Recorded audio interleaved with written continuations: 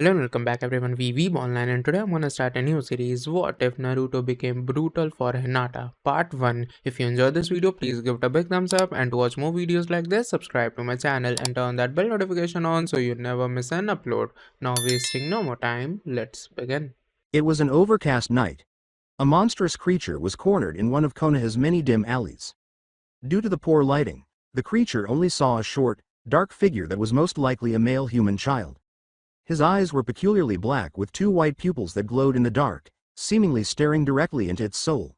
It had a knife, which was worse. It bared its teeth at the shadowy figure, seeing no way out. Since any creature will exert its greatest effort when cornered, the short, dark figure realized that this creature was becoming serious. It will struggle to get away or perish in the process. "I'm sorry, buddy," the gloomy figure said solemnly. "Only the strong survive, and I want to survive." The beast then sprang at the shadowy figure, aiming its teeth at its assailant's neck, only to knock the shadowy figure to the ground. It then bit the neck, which was now exposed. The dark figure was bitten after raising his left arm to deflect the oncoming blow.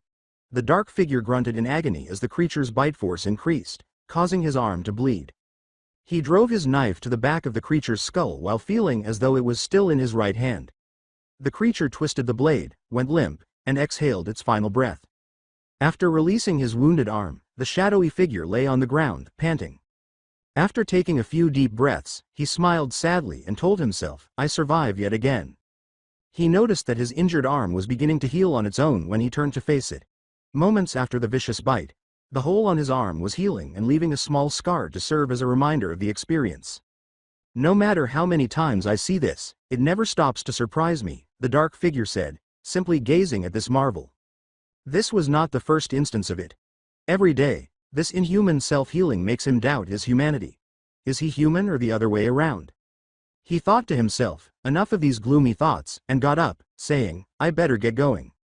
He first examined the state of his clothing, or more specifically, his rags. Blood was all over it. Not pleased at all, he remarked, "I look like a serial killer."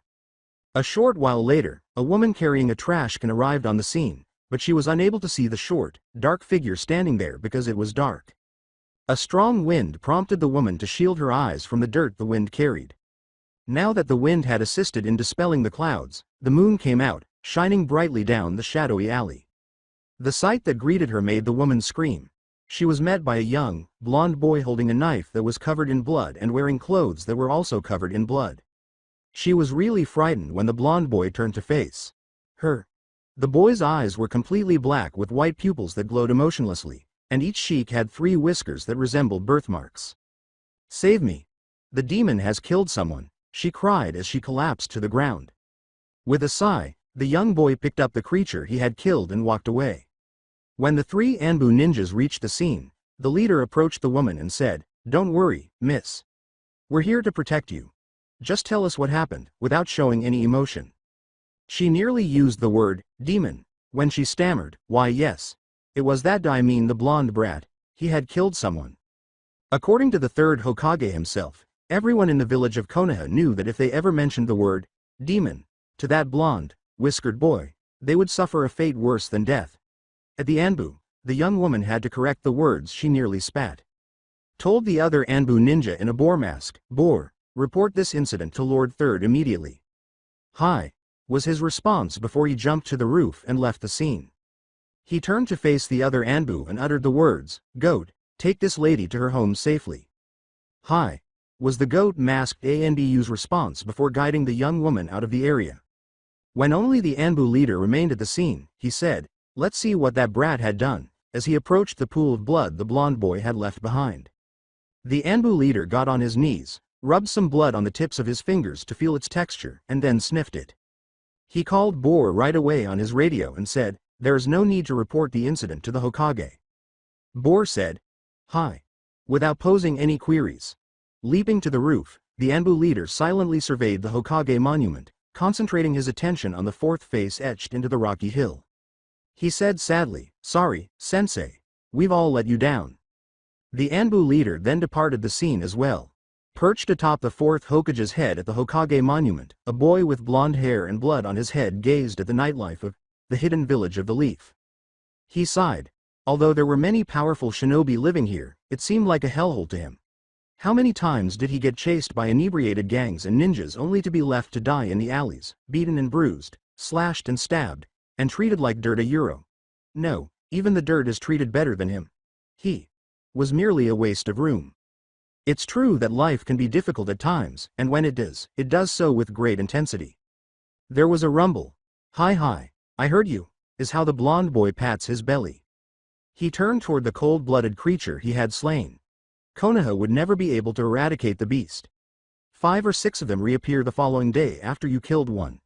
After the Tora retrieval mission, the Hokage himself was the most despised mission, receiving at least 50 extermination requests every day. Oh, every ninja, genin, shunin, or junin fears accepting this mission because it always leaves them with numerous bite marks and scratches, and that was only on Monday. However, if one knows how to get rid of its shit-like smell, the meat is said to be delicious. If one knows, that is. Indeed, these repulsive creatures are rats, and if the people of Konoha were to give them a name, it would be chakra rats. Although these rats are about the size of a newborn dog, they are by no means small in comparison to their smaller cousins. They have evolved the ability to use chakra on their teeth to bite through a variety of objects in order to fill their bellies. The young boy used the knife he had stolen found a month ago to skin the big rodent. After setting up a small campfire, he simply roasted the rodent. It would still smell like shit, but it was still food, and he had a few minutes to cook it. Beggars can't be pickers, can they? I have survived this long on my own, he said, lost in thought as he glanced back at the village. But I feel like lost. Other than surviving in this hellhole, is there any purpose to my life? He let out a sigh. He declared, I want to live, not just survive. However, his self-talk was interrupted by a burnt smell. Something smells like shit. Shit. He cried as he turned to face his roasted rat, which was scorched. He kept yelling, shit, shit, shit, as he removed his food from the fire and examined the damage, finding that only the surface was burned. He started to eat his dinner while scraping the burned surface. He claimed that even after swallowing the initial bite, it still smells like shit. Taste buds are necessary in order to detect the flavor of food. However, without the nose, the taste buds are only able to detect half or less of the complete flavor of any food. The blond boy continued to eat, squeezing his nose tightly with his left hand. The meat's shit-like flavor started to saturate his mouth as soon as he let go of his nose. However, that disappeared after 2 mouthfuls of water. After that, he sat on the stone's edge and gazed at the village once more before reclining and resting his head on the stone and gazing up at the sky. He told himself, I won't give up. I'll figure out why I'm here, and everyone will recognize my name. My name is Naruto. Believe it, at the moment, autumn was in the air, and we could see our unkempt blond boy walking atop a roof while holding a clay ball the size of a football.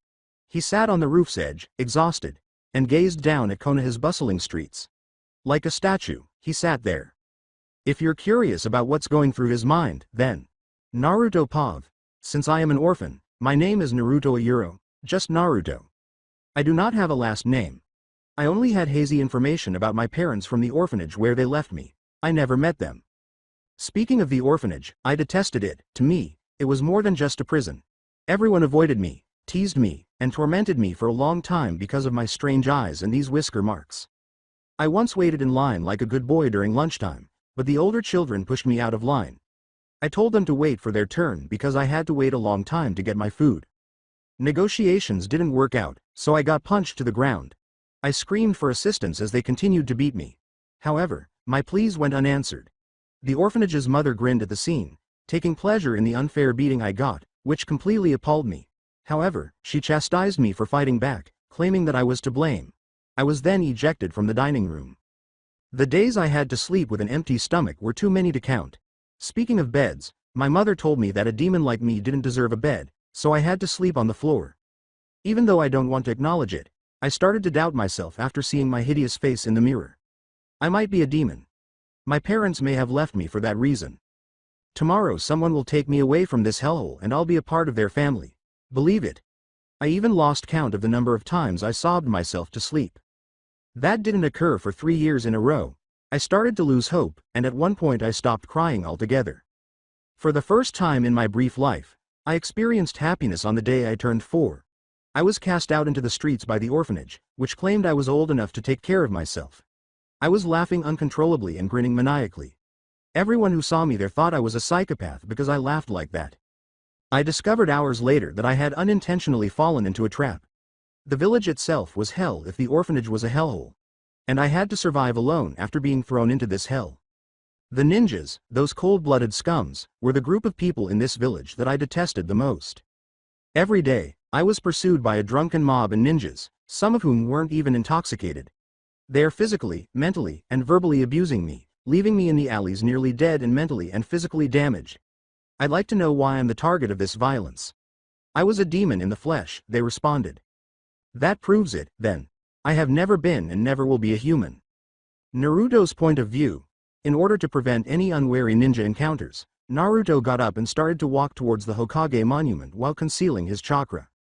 Although he wasn't a ninja in the making, you would learn a few things after being pursued for several hundred years.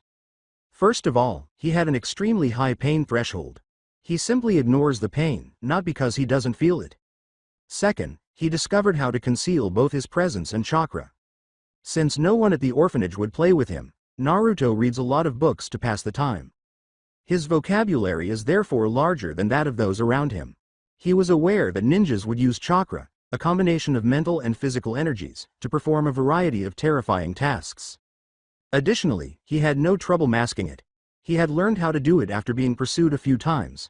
Finally, he turned into a vicious fighter. He had a very short fuse, but he knew that attacking civilians would draw ninjas, so he either avoided them or let it out on something else. However, he will confront the attackers directly if he finds himself surrounded by them. He would adhere to his beliefs, an eye for an eye and a tooth for a tooth, if negotiations were unsuccessful. Naruto eventually found himself in the park, watching children play with their friends. He also desired one, but it seemed unattainable. Every time he tried to approach them, his parents would pull him away, telling them he was a bad kid and to avoid him. As a result, Naruto becomes lonely and friendless. After that, he left the area. Shortly after, a kimono-clad woman and her 2-year-old daughter arrived at the park. Hioka-san. She said shyly, but she smiled and said, "Go ahead and enjoy yourself, Hinata-chan." Naruto saw something he had never seen before while he was walking atop the roofs. His family is celebrating the birthday of a boy who is older than him.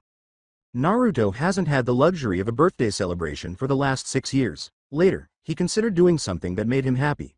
But as soon as he saw the boy's parents embracing him, that smile vanished. He could feel the warmth emanating from them. In an attempt to feel the same warmth, he tried to embrace himself but was unsuccessful. Does having parents feel like that, having that warmth all the time? That boy made Naruto envious.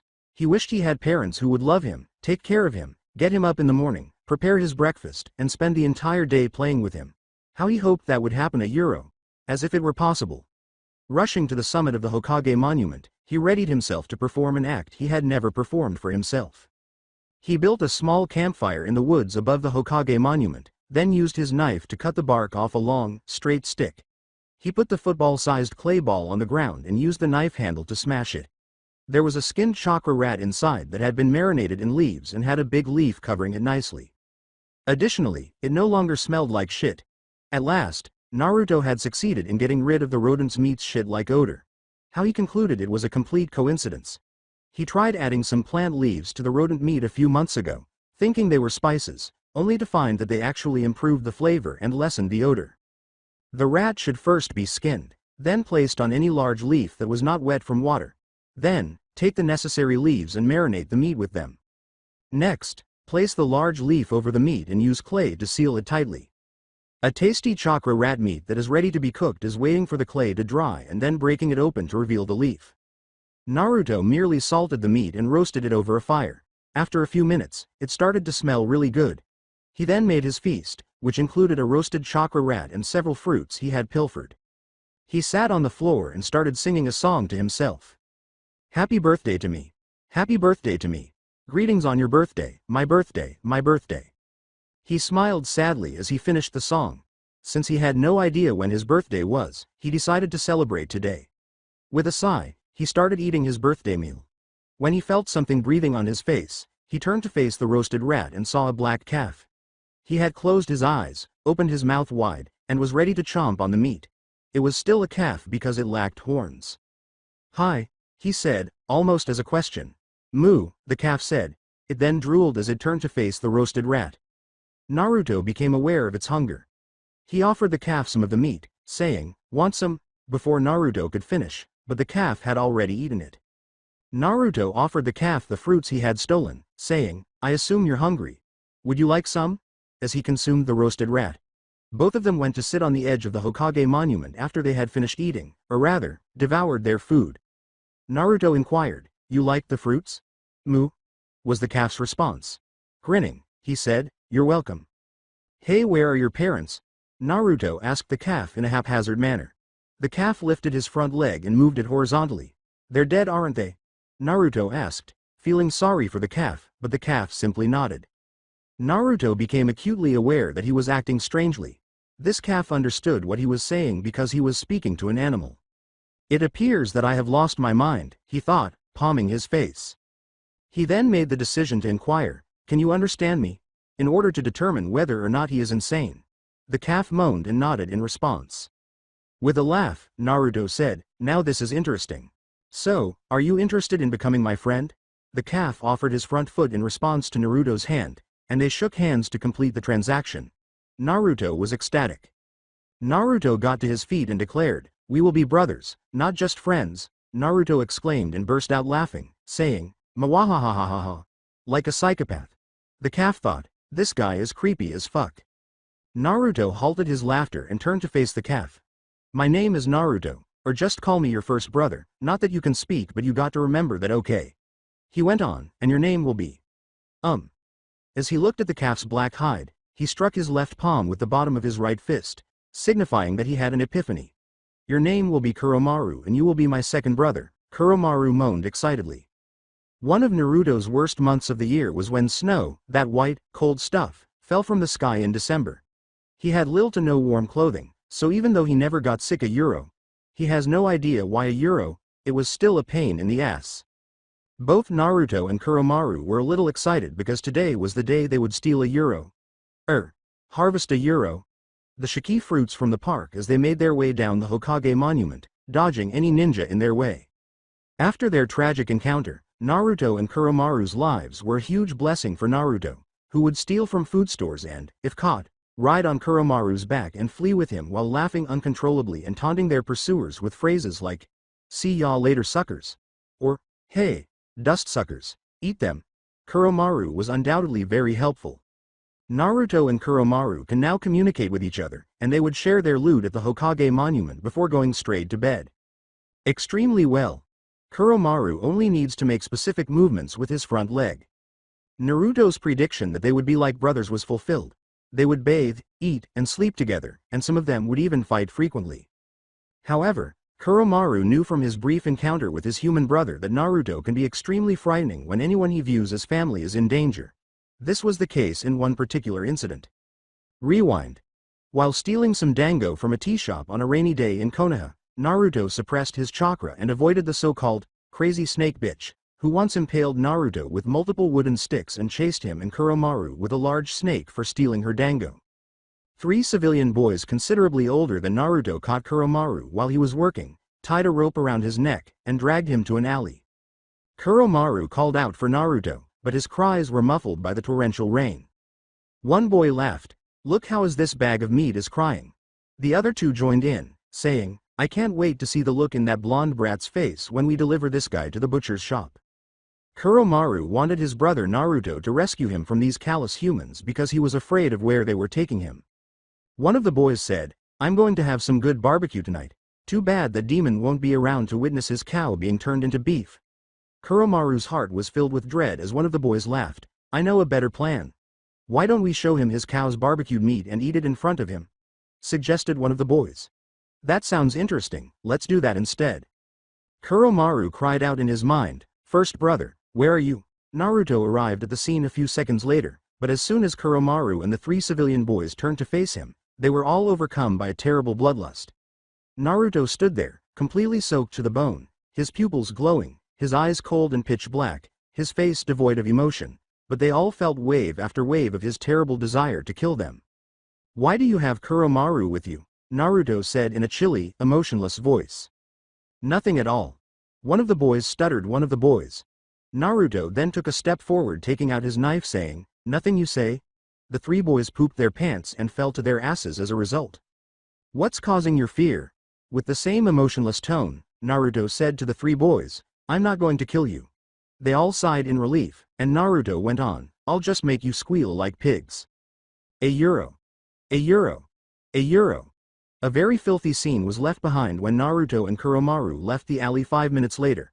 Trash all over the floor, one of the three boys in a trash can, another shirtless on the ground, and the final one on the drain. They started to walk to the Hokage monument after Naruto took a deep breath and turned to Kuromaru, smiling softly, saying, "Let's go to our camp and have some dangos, shall we?" Kuromaru flinched but nodded his head, and he walked behind Naruto, staring at his back, thinking, "Brother, someday I'll become as strong as you and someday I'll be the one who will save you. Someday." Flashback conclusion. The park was completely covered in snow, so no one would be around to catch Naruto and Kuromaru stealing the shiki fruits. Naruto started climbing the shiki tree, and Kuromaru shoved him to a branch. Naruto then gave Kuromaru a funny look and said, "That horn of yours dug into my ass, you know." A tiny bump on Kuromaru's forehead indicated the emergence of a horn, which was highly unusual because Naruto had never seen or heard of a bull with a single horn. After a few months of patiently waiting, Naruto took 2 cloth bags out of his pockets and began harvesting the shiki fruits. When the bags were full, he made Kuromaru carry one bag while he took the other. As they were ready to leave, Naruto heard someone crying. Normally, he would have ignored the sound because he didn't have time for such nonsense, but this time, he couldn't understand it, so he did what he always did to Kuromaru. He dropped his bag on his back and said, "Hold this one for me." He then proceeded to the source of the sound, and Kuromaru let out a loud mooing sound that would have translated as, "This is animal abuse, you bastard." When Naruto arrived at the scene, he saw 3 older boys, likely his own, bullying a girl by calling her a freak, and the girl was crying on her knees. This infuriated Naruto a lot because, although he was called a demon by many, which was far worse than a freak, no one has the right to bully someone because of their appearance or for any other reason. Although Naruto did everything he could to protect himself from bullying, the girl was simply too young to help the 3 boys. "You are aware that bullying is wrong, right?" Naruto approached the boys from behind and said, "Didn't your parents teach you that?" The boys were startled when Naruto appeared behind them, but they quickly calmed down. "Oh look, it's the demon brat," one of the boys said, feigning fear, and the others laughed. "I ain't got time for this shit," Naruto sighed. "Look here, just leave this girl alone and you don't have to deal with me." One of the boys, obviously making fun of Naruto, repeated what he had said, "Look here, just leave this girl alone and you don't have to deal with me." His fellow boys laughed. "So you think you're a hero helping this freak?" he asked. "What if I am? At least I have a heart, you heartless monsters," Naruto retorted. "You possess a heart? Who do you think you are, demon?" The boys laughed. Naruto's head tilted sideways for a few seconds after one of the boys gave him a solid hook to the temple, and the boys thought it was a little unsettling because they could see blood trickling from his forehead while he did nothing. The 3 boys flinched and fell to the ground as Naruto straightened his head and hurled his bloodlust at them with his emotionless face. "I'm in a very bad mood now," Naruto said in a cold, emotionless voice. "Get lost before I'll do something even worse." "Fucking cowards." Naruto spit out, "They bully the weak just because they think they're strong, and when someone stronger than them comes, they run away with their tail between their legs." The 3 boys fled without even thinking. The girl was still on her knees when Naruto turned to face her, but she had stopped sobbing and was wiping her tears with her sleeves. Naruto approached the girl, knelt down in front of her, and patted her head in the same manner that he pats Kuromaru's Hita Euro. Nothing obscene, just like an older brother patting his younger sibling's head. However, he was amazed by the girl's appearance when she looked up to him. If he had to characterize her in one word, it would be angel. She had short indigo hair with a Heim cut, skin as pale as newly fallen snow, and a cute blush on her cheeks. Anyo. He was distracted from his thoughts when she timidly called Naruto, "Are you alright?" The girl blushed violently at Naruto's warm smile, which made him think, "Kami-sama, this girl is such an angel, even her voice is so gentle." "No." With a laugh that was somewhat normal, Naruto boasted, "It would take a sledgehammer to break my head." He had never spoken to a girl before, except for those female shopkeepers who would scream at him like a banshee. It was not a pleasant experience, but this girl is pure innocence. Now that he realized his hand was still on her head, Naruto took it off, blushing, ashamed of what he had done to this angelic girl. As she reached his head and touched his wound, she said, "Why your head is bleeding?" Naruto was paralyzed there, blushing, and his mind was racing. Fuck, she has such delicate, soft hands. The girl was paralyzed there as well, too ashamed to move, so she simply touched a boy, who was still her savior. The two of them exchanged glances. Her lavender pupils gave Naruto the impression that she had none at all. However, that enhanced rather than diminished her beauty. For a full minute, they gazed at one another before a moo broke the silence. Both Naruto and the girl looked away awkwardly as Kuromaru stood there staring at these two humans. Naruto then glared at Kuromaru, to which Kuromaru replied, "Moo," which translates to, "What are you glaring me for?" "Damn. She looks so cute when she blushes," Naruto said, turning to face the girl who was still flushed. With a smile, Naruto said, "Well, my name is Naruto and this is Kuromaru." He pointed his thumb at Kuromaru and himself to introduce them. Naruto thought, "Damn, she is too cute." As she stammered out, "And my name is Hinata Hyuga." In his brief life, Naruto had seen many attractive girls, both young and old, but they were all nothing in comparison to Hinata's beauty, and she was just like, "What, I got to be sure," Naruto thought. "Hinata-chan, what is your age?" With a friendly smile, Naruto asked, making Hinata flush. She responded, "I am 2 years old." Naruto was astounded, thinking, how beautiful would she be if she grew up? Just 2 years old and she is this beautiful. Since Naruto's head was still bleeding, Hinata called him, Anyo Naruto-kun. "Kami-sama, she's too adorable," Naruto cried out in his head. "Yes, Hinata-chan." Hinata responded, "Your head is still bleeding?" Naruto asked, clearly concerned for her savior. "Oh." Naruto pointed to his head injury and said, "This has already healed." Hinata was shocked to see that the wound on his forehead had healed itself, leaving a tiny scar.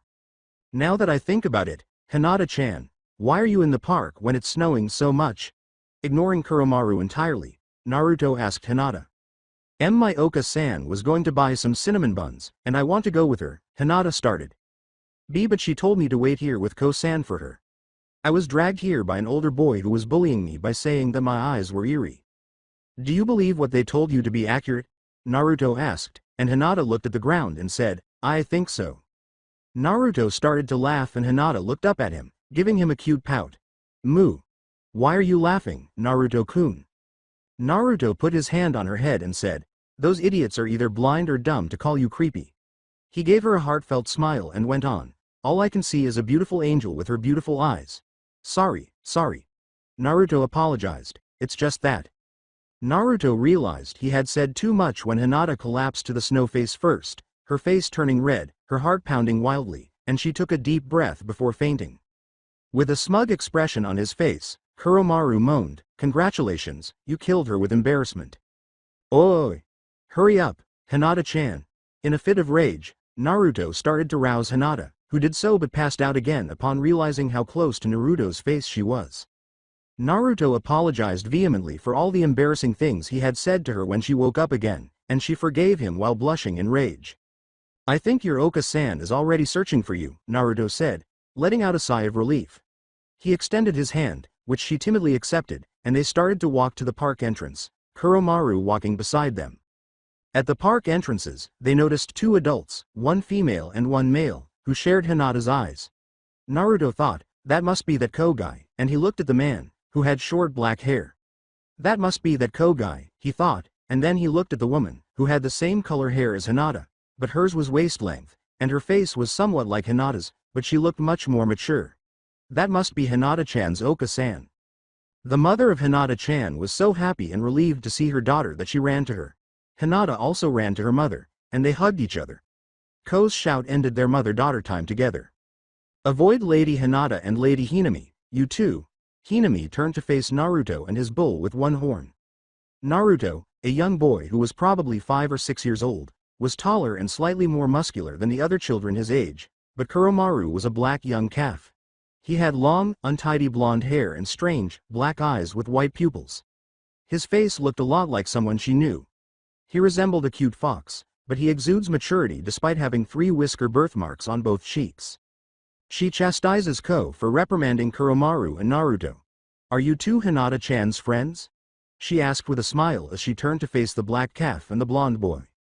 Since Hinata's mother appeared to be a kind person, Naruto used this as an opportunity to win her over. "She is Hinata-chan's mother, so she is definitely a nice person," Naruto said.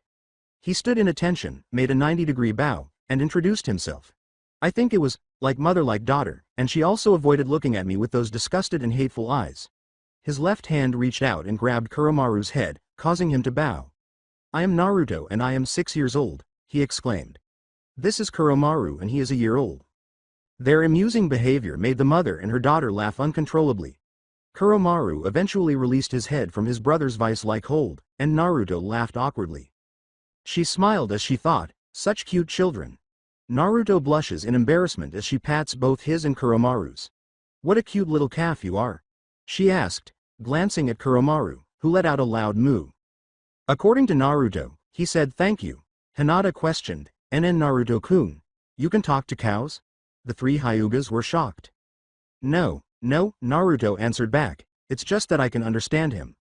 As the sun was going down, Ko remarked, "We should be going Hinami-sama." Kuromaru tugged at Naruto's shirt, telling him that they should leave too, but Naruto was sad about it. Kuromaru was also depressed because he knew that Hinata and her mother were the only ones who showed them kindness, but he was also aware of how dangerous this village was after dark. Hinata called out to Naruto, "Naruto-kun," to him. He turned to face her right away and noticed that she was flushed. She appeared to want to say something but was hesitant.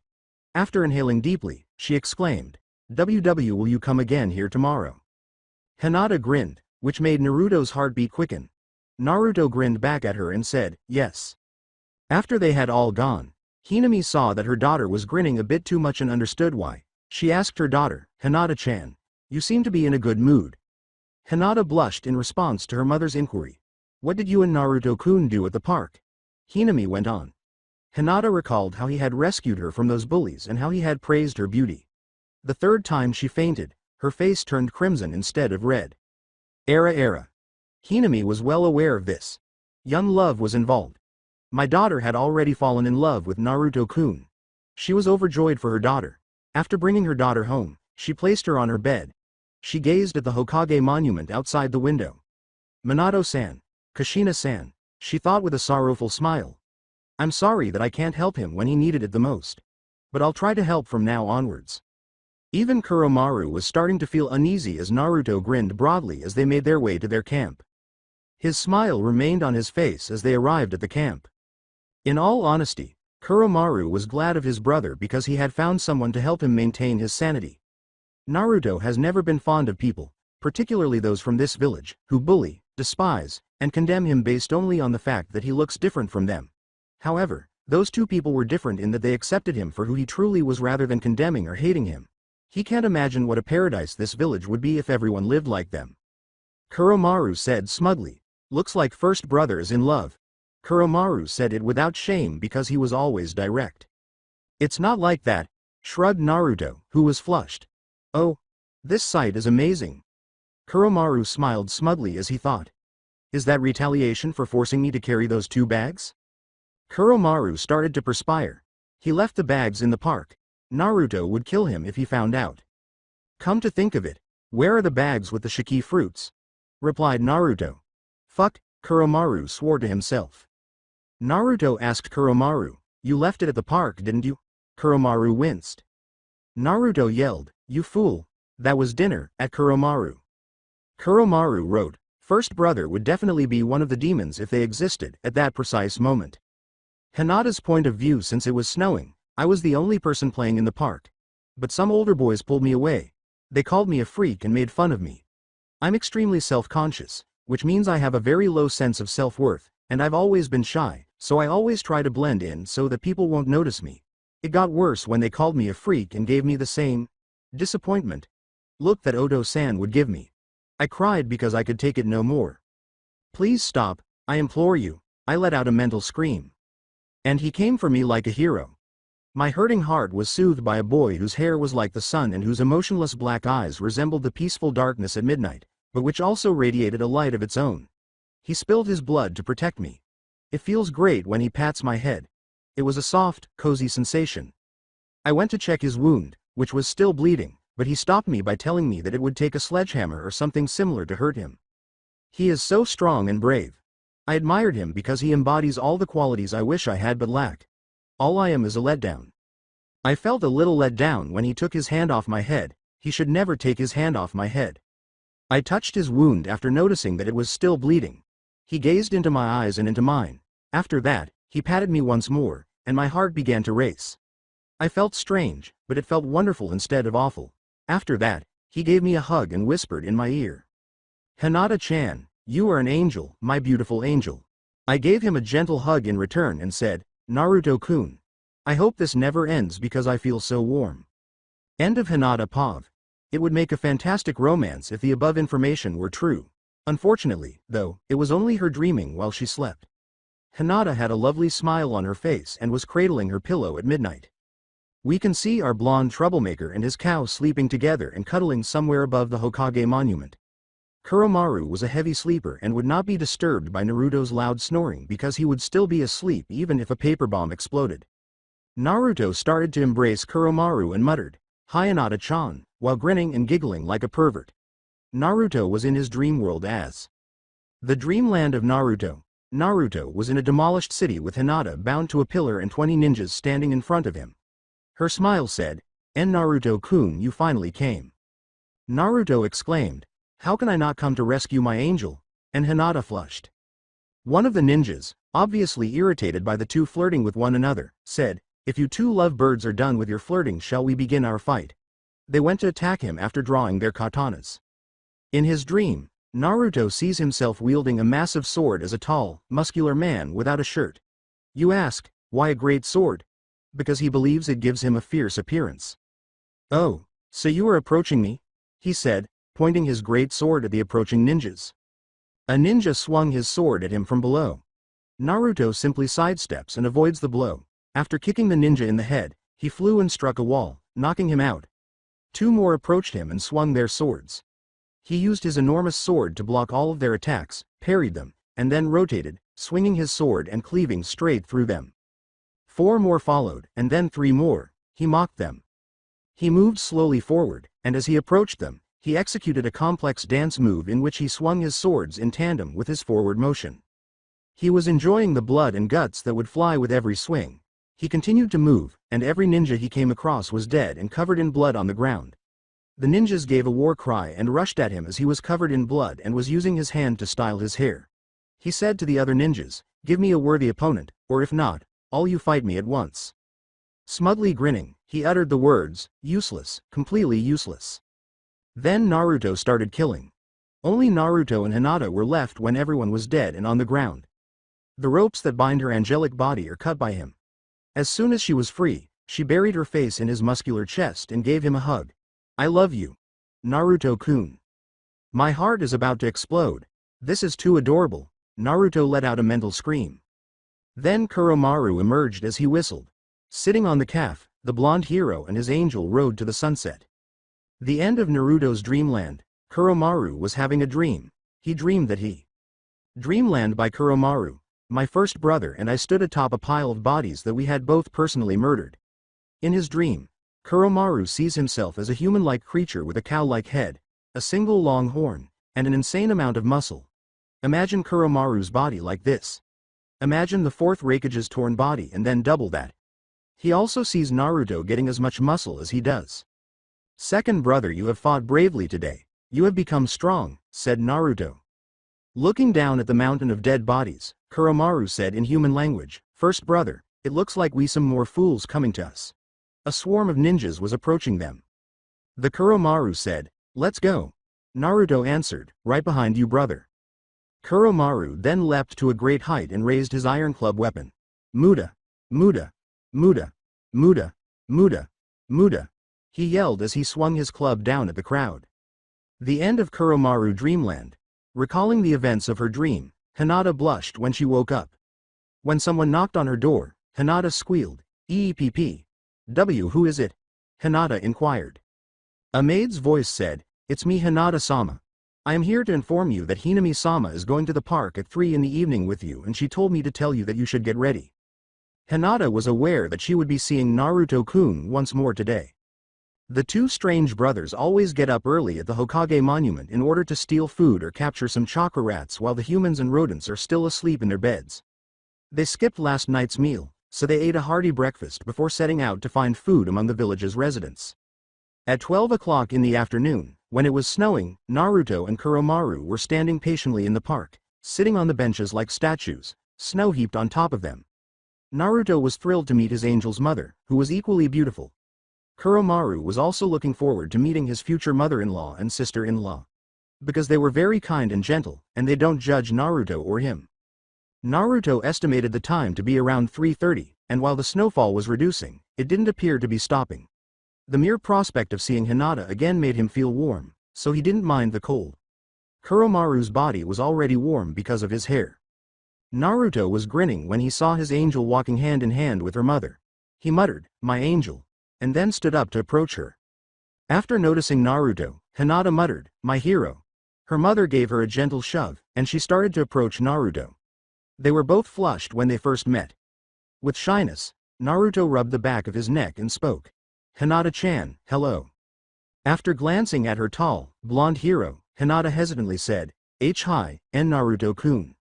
There was a prolonged pause during which Naruto fixed his intense gaze on Hinata's face, particularly her lavender-colored eyes. Hinata flushed when she saw her blonde hero staring at her. Shyly, she said, "NN Naruto-kun, you are staring at me too much." With an awkward laugh, Naruto rubbed the back of his neck and said, "Hee. I can't help myself, since you're so beautiful." "Eep!" squeaked Hinata, flushed with rage. Hamani chuckled at these adorable kids from afar. "I had no idea you were so smooth, Naruto-kun." "I said too much again." Naruto scolded himself after noticing Hinata's obvious blush. But she's cute when she blushes. Kuromaru even had a smug expression on his face as he said, "First brother, you're really smooth." Naruto said, "I'm sorry if I said something weird." "No, it's not strange." They both flushed as Hinata said, I like it," without turning to face Naruto. Following that uncomfortable and humiliating encounter, they started playing in the park, switching between the various equipment. Naruto even made Kuromaru demonstrate a trick to Hinata, which he initially refused, but Naruto whispered to his ear that he would taste hell, sending shivers down his spine and forcing him to give both Naruto and Hinata a ride on his back. After exhausting herself chasing Naruto, Hinata fell asleep in the evening and was carried by her mother. Naruto and Kuromaru thanked Hinami for letting them play with her daughter, to which she responded that she was truly grateful for them, especially Naruto. A bewildered Naruto smiled at Hinami, who said, "You like my daughter, don't you?" "Busted." Kuromaru mentally exclaimed. "You see, well, was the awkward way Naruto addressed Hinami. "Don't worry about it, I won't do anything." Naruto sighed in relief, and she went on, "But make you protect her, okay?" "I will protect her with my life." Naruto said. "All right," she said, "I think it's time for us to head home." "Yes, again, thank you, Miss said Naruto, unsure of what to call her. "You can call me Hinami, mother-in-law, or just call me Mom," Hinami responded. With eyes the size of dinner plates, Naruto gazed at the woman before him. "Mom?" Kuromaru understood his human brother's feelings, as Naruto had only been told by the orphanage that his parents had abandoned him. Naruto muttered, "This woman is telling me to call her my mom." Kuromaru was relieved, as Naruto had always thought that his parents had abandoned him due to his demonic appearance. "Thank you," Naruto said, Hinami-san, not feeling prepared to call her mother-in-law or mother. "Thank you, Hinami-san," Hinami said before handing him a paper bag containing some cinnamon buns. "But before you leave, take this." Hinami laughed when Naruto and Kuromaru thanked her, and they all departed the park after that.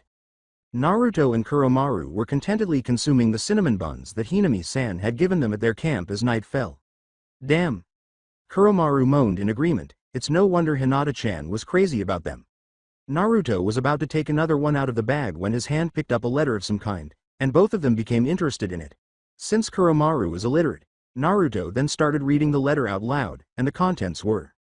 To Naruto, "I hope you are feeling very full after reading this letter. I appreciate you being Hinata's good friend. As the days go by, I hope your relationship gets stronger. I'm also here to let you know that Hinata will be celebrating her third birthday on December 27th, which is just 2 days away. Since you're unable to visit during the day, I'll leave Hinata's window open that evening so you can speak, if you understand. So get something ready that will blow her away. She would absolutely love any gift you make her, so don't get too worked up and just make it yourself.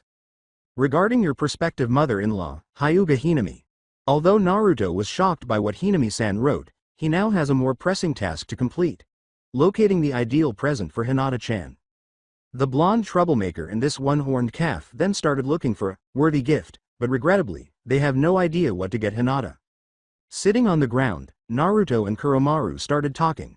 What should we get her? Naruto asked gravely, and Kuromaru raised his front leg and started using the sign language they had both learned. After a few seconds, Kuromaru said, "How would I know?" Kuromaru even gave Naruto a good point, which he did not anticipate. How about you give her something sweet? Isn't she a sweetheart? Naruto commended Kuromaru, saying, he just made a good point. Actually, that is a good idea, second brother. Time skip. There was a dense forest behind the iron fence where Naruto and Kuromaru were standing. Are you sure we should go inside? Yes, Naruto said in response to Kuromaru's question about whether his brother is suicidal or insane. This forest looks dangerous, Kuromaru remarked. Not that I'm being paranoid, but it even said, keep out. Kuromaru was well aware of Naruto's stubbornness. If he says he will do something, he will do it. If he says he won't do something, that's final. Not that it would change Naruto's mind. The forest in front of them was known as the Forest of Death, and made even seasoned ninjas pale due to the high number of deaths that occurred during every Chunin exam held in Konoha. Kuromaru didn't go because he couldn't climb the fence, but half an hour later, Naruto returned with a jar of honey and was running as if he had stolen something. When Kuromaru turned to look behind him, he saw that a swarm of bees were chasing him, so Naruto climbed on his back and they ran until Kuromaru jumped into a river. Naruto then took out 2 bamboo tubes, which he frequently used to dive into rivers to find shellfish, and passed one to Kuromaru, who used it as a breathing tube. After a few hours, the bees abandoned their pursuit and returned to the forest. Yes, Naruto and Kuromaru appeared on the water's surface. They're gone, Naruto declared as if it were true, and they returned to the village in a very positive mood after drying off. Have you heard the news? Naruto overheard some women chatting among themselves. Kumo is sending an ambassador here to finalize the peace treaty, Naruto said. As far as Naruto was aware, Kumo was a ninja village with such a high sense of pride that it reached heaven itself, so their agreement to the peace treaty was unbelievable. That itself is very fishy, Naruto thought. So, when will they be here? Naruto felt that his presence was pointless and that he had no interest in the affairs of this village, so he left when one of the gossiping women asked him this question. On the Hyuga heiress' birthday, they will arrive. They will be staying at the Hyuga clan, I've even heard. Naruto came to a complete stop, and Kuromaru noticed that his brother's face was displaying a range of emotions, particularly fear. Unaware of what was happening, Kuromaru trailed behind Naruto as he clenched his fist and started running in the direction of the Hyuga compound. 2 Hyuga guards with bandages on their foreheads stopped him as he was getting close to the Hyuga clan mansion. Stop. The guards said without a smile on their faces, you are not permitted to enter without permission. Whether you are a wealthy merchant, a beggar, or a ninja, you will receive the same treatment because if you don't, you will suffer a terrible punishment. Despite his frustration, Naruto calmed down and said, look, all I want to do is meet Hinami-sama. The guard's face remained unchanged, and their eyes retained the icy stare that Naruto detested.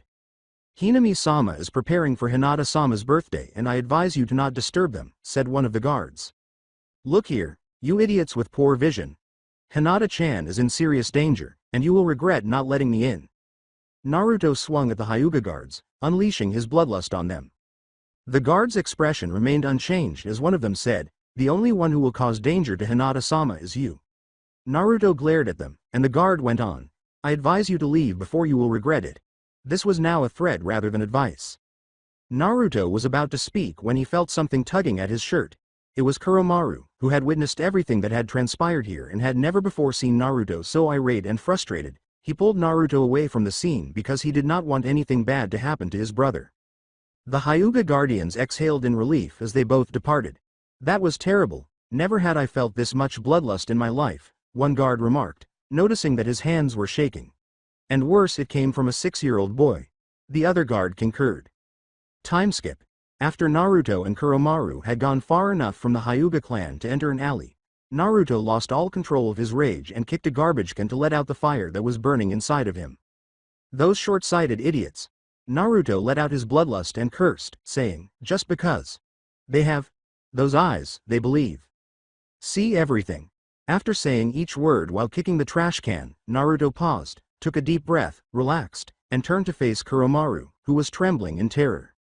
I apologize, second brother. Naruto just revealed his darker side to Kuromaru. Kuromaru nodded, indicating that everything was all right.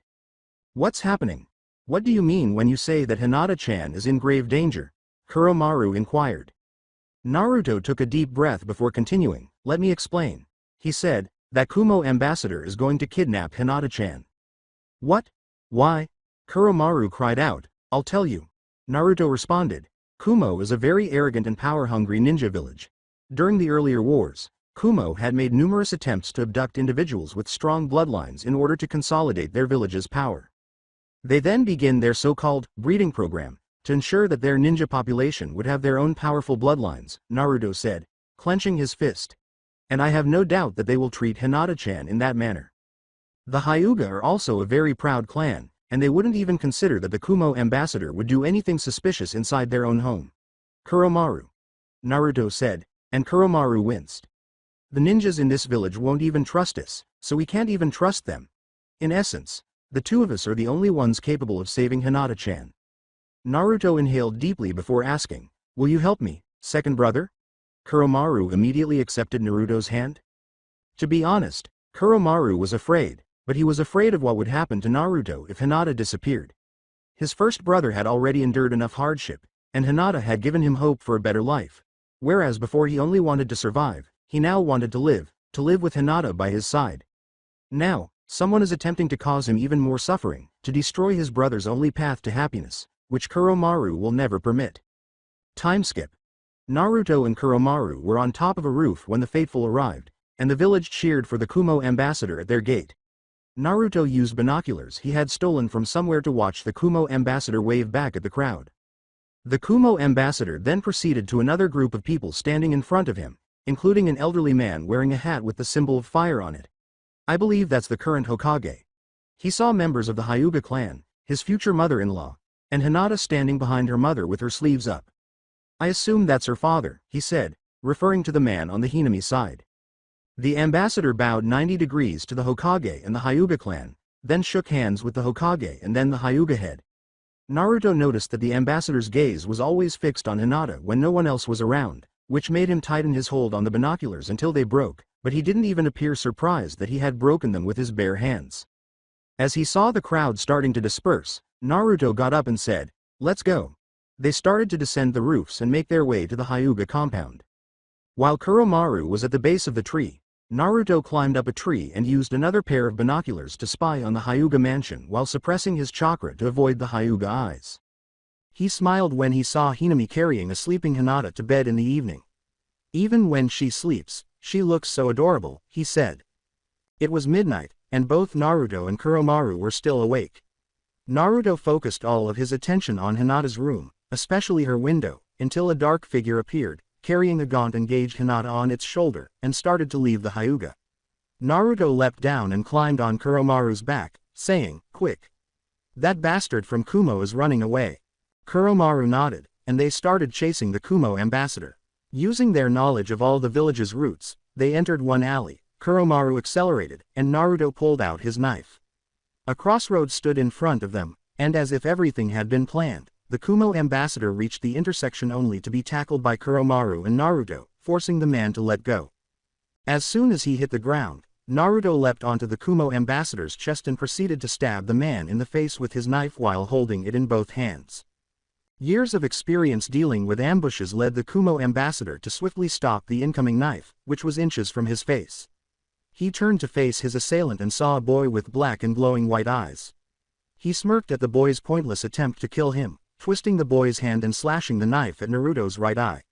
Naruto screamed in agony and the Kumo ambassador kicked him on the chest. You'll need a bigger sword to kill me, punk, the ambassador from Kumo said. Kuromaru went to tackle the man after noticing his brother was hurt, but the Kumo ambassador saw the black calf approaching and just slashed the calf's right eye with his kunai. Naruto started to stand up, clutching his bleeding right eye, and the Kumo ambassador threw Kuromaru at him. Naruto was struck by the thrown Kuromaru, and both of them fell hard. The bounded heiress was sobbing uncontrollably when the Kumo went to pick her up. "Well, princess, your only savior is down," he said with a sly smile. "Bastard," he said. When he heard a shout behind him, he turned to see Naruto standing there with his knife in hand, his right cheek completely covered in blood. He was still bleeding, and he hobbled toward the Kumo ambassador. He shouted, ran toward the man, and then fell again after getting a foot on his face. Naruto started to stand up again, but a foot struck his chest. "Remain down, you obstinate little shit." The Kumo ambassador played with Naruto by pressing his foot harder against him. Naruto grabbed the man's foot and glared at him, letting out all of his bloodlust. Naruto had never hated anyone so harshly in his life, and he wanted this man dead, death in the most brutal way possible. "What bloodlust you have, little shit," the Kumo ambassador said, laughing at Naruto. "Or are you her boyfriend?" "Yes, you motherfucker, I am."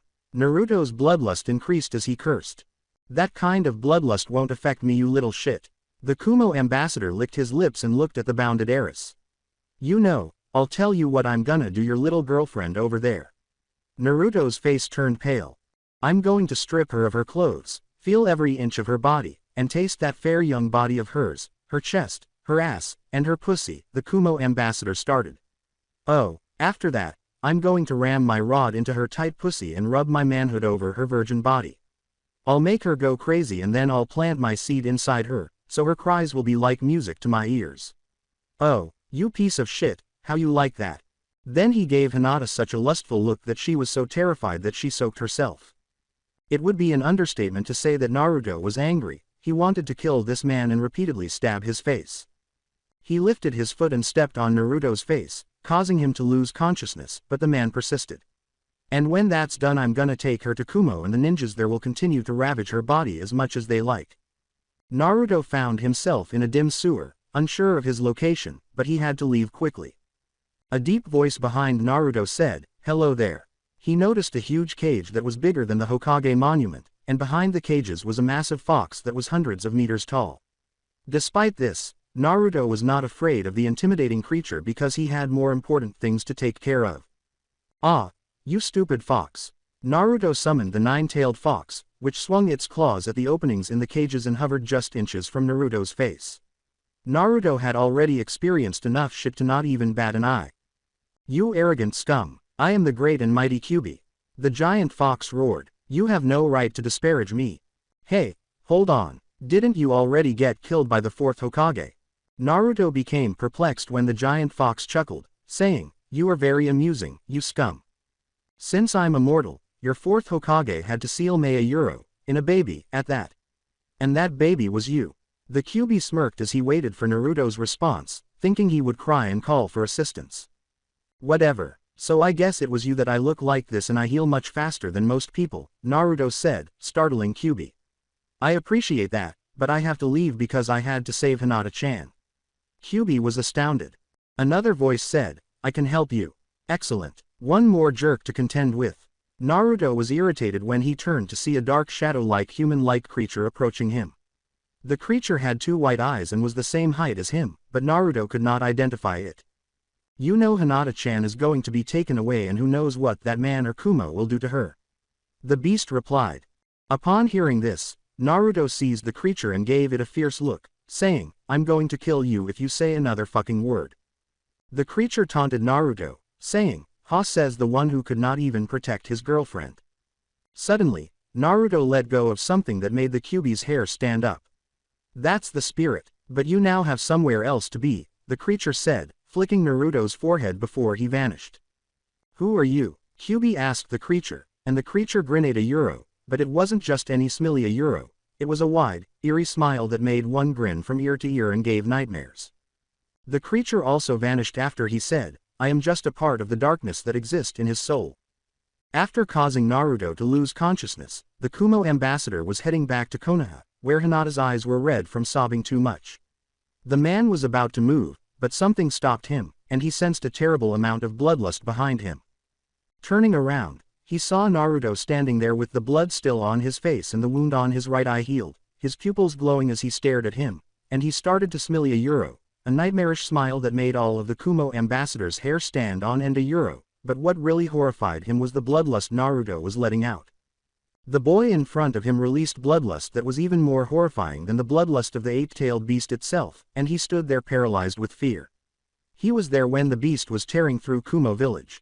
In the direction of the wounded Kuromaru, Naruto's body started to emit a bloody red aura.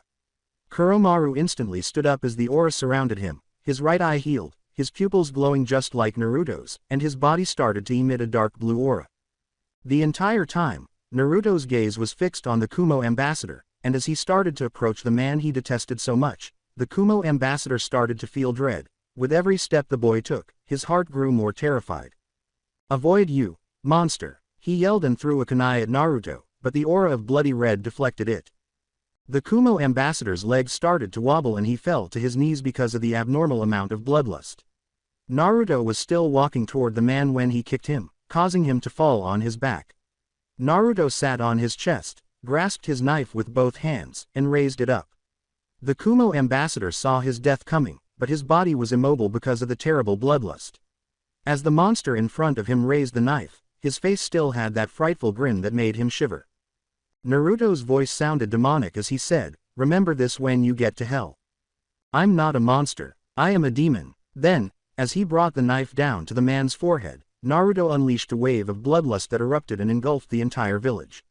The blade pierced the man's skull, sending blood flying and smearing his clothes as he pulled it out. The man was undoubtedly dead, but that did not quell the rage he harbored, so he continued to stab the man's face, stabbed and stabbed and stabbed until his face was nothing but a pool of blood, and he felt satisfied. The older Toad was dozing off on his favorite seat in the Toad Kingdom when he abruptly awoke and began to breathe heavily. He exclaimed, "This can't be," in shock. "What's up, you old geezer? Respect the older Toad, will you?" said a small, elderly female Toad. Jiraiya the Gallant, one of the 3 legendary Sannin, was taught by these 2 Toads, affectionately referred to as Ma and Pa by Jiraiya and many others who knew them, said a small old male Toad. "I apparently had a horrible vision. The child of the prophecy," the older Toad remarked. "What did you see?" The 2 Toads turned pale. Ma asked. After inhaling deeply, the older Toad uttered, "I saw a demon, a smiling demon."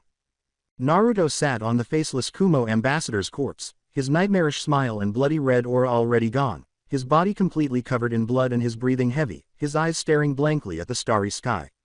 He turned his head slowly in Hinata's direction, but she was still bound and gagged. He walked slowly to her position, then he killed the Kumo ambassador with the bloodied knife, cutting the ropes that bound her and taking the gag off her mouth.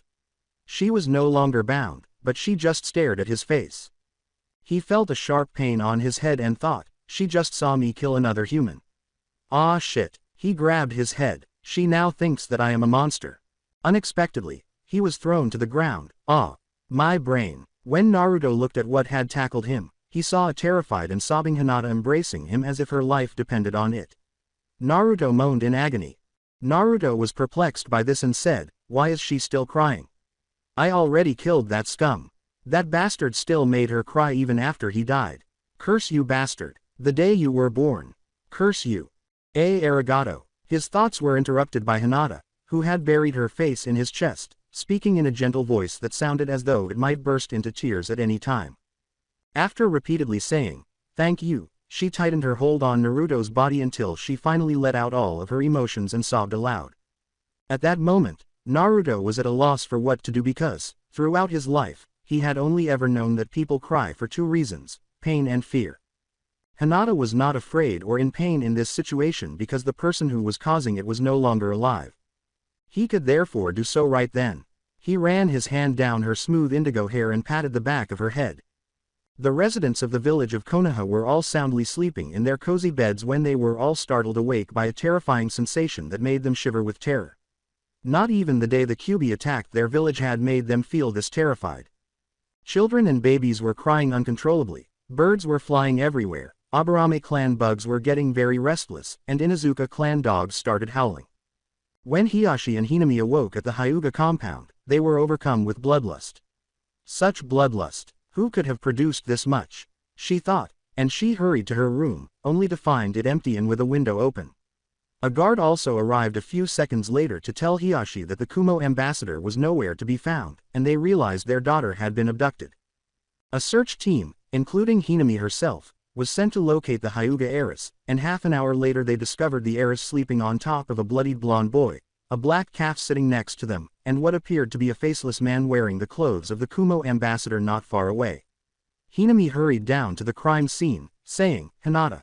After glancing at Hinami, Naruto stood up, picked up Hinata in bridal fashion, and gave her to her mother. A number of ninjas, including the Anbu, then arrived on the scene, to which Naruto sneered, "Where the fuck are they when they are most needed?" Naruto was confronted by a dog-masked Anbu ninja. "Do you know who killed this man?"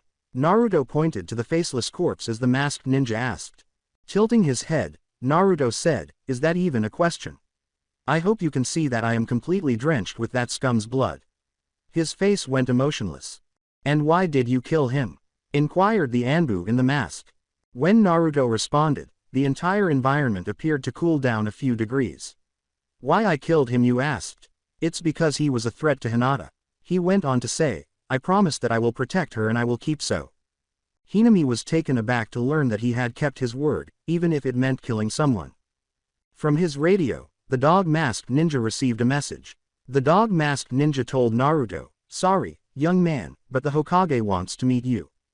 Naruto answered, "Why?" "So that he could send me to prison."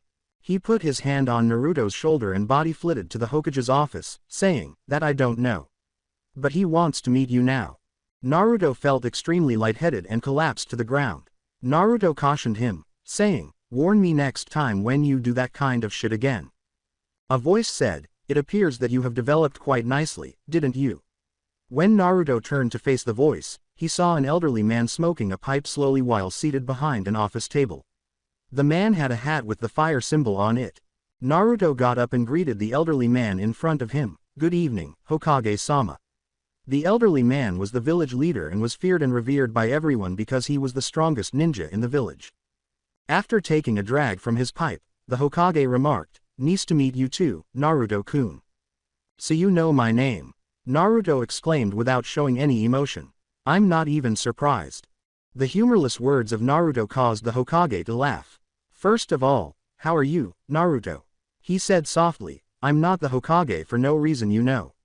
"But I'm not fine, thank you," Naruto retorted angrily. "How come this elderly geezer is being so kind to me?" Naruto pondered. The elderly Hokage sighed deeply before turning to face the Anbu ninja wearing a dog mask and asking, "Dog, what is the report?" The dog-masked Anbu ninja was unable to complete his report because the room temperature dropped abruptly and Naruto's face was clearly displaying anger. "Lord Hokage, the Kumo ambassador who was supposed to represent the Kumo in finalizing the peace treaty was confirmed to be a spy. He infiltrated the archives containing most of the village's personal information, then he kidnapped the Hyuga heiress as he was predicted to do, then he tried to escape." To the dog-masked ninja, Naruto yelled, "You motherfuckers! You knew this was going to happen, but you did nothing. Do you even realize how much Hinata had to endure because of you jerks?" "Calm down, Naruto." The elderly Hokage attempted to soothe Naruto, but it was ineffective. Instead, he retaliated by attacking the Hokage. "Calm down. How can I possibly calm after all the torment you caused to Hinata? That's the very reason I hate you fucking ninjas. They're nothing but trouble." The Hokage attempted to defend the honor of ninjas to this young boy by saying, "You're right. But not all ninjas are bad, no. Take the Hokage for instance." The Hokage was shocked by the boy's statement and instantly recognized what he was referring to. Yeah. The very bastard who cursed and fucked my life the day I was born." The Hokage asked Naruto gravely, "Who told you that?" Only a select few trusted individuals knew this extremely private information, and anyone caught disclosing it faced the death penalty. Naruto answered, "That monstrosity itself told me." The Hokage let out a breath. "I know this is too late for me to say this, but I am very sorry for you had to endure for the past few years." Naruto simply shrugged and said, "Anyway, as long as Hinata is smiling and happy, I'm okay with it." The Hokage remarked, "You seemed very attached to Hinata, aren't you? You wouldn't know Hokage-sama, but she is everything to me. When the whole village hated me, she showed me kindness. When the whole village gave nothing but cold looks to me, she gave me warmth, and when the whole village wanted me dead, she smiled at me. I was saved by that smile, and I will make sure she keeps smiling for as long as I exist. Anyone who threatened her safety will die. Believe it. The young boy's declaration startled both the Hokage and the dog-masked ninja. The Hokage inquired, "So, how do you intend to keep her safe?" "All I need to do is just get stronger," Naruto answered. "Why don't you enroll in the Ninja Academy if you want to get stronger? It will help you." The Hokage gave Naruto the opportunity to get stronger, but Naruto turned him down. "If I want to become stronger, I'll become stronger with my own ways, and if I'm going to protect Hinata, I'm gonna protect her with my ways. Remember this, I'll never become a ninja." "You won't change your decision, aren't you?" The Hokage sighed. Naruto nodded in agreement. The Hokage declared, "Since that is the case, you are free to go." The Hokage's voice interrupted Naruto as he was about to leave. "If you need anything, just stop by and ask, okay?" Naruto merely gave a nod. He proceeded directly to the Hyuga compound after leaving the Hokage's office. He was reunited with Kuromaru there, and he also met Hinami, who gave him a big hug and thanked him for saving her daughter. When Naruto inquired about Hinata's health, Hinami replied that she was fine but sleeping. Naruto exhaled a breath of calm. He and Kuromaru headed directly to their camp after leaving the Hyuga compound. Naruto referred to Kuromaru as his second brother. "We are going to change our camp location." "What?" cried Kuromaru. "Why now? And where are we going to set up our camp?" With a spooky smile, Naruto concluded, "Because things are going to get tough for us, but don't worry, I have the best location for our camp." Kuromaru remarked, "I don't like that smile on your face, first brother." With his eerie smile still plastered on his face, Naruto said, "I know you'll love."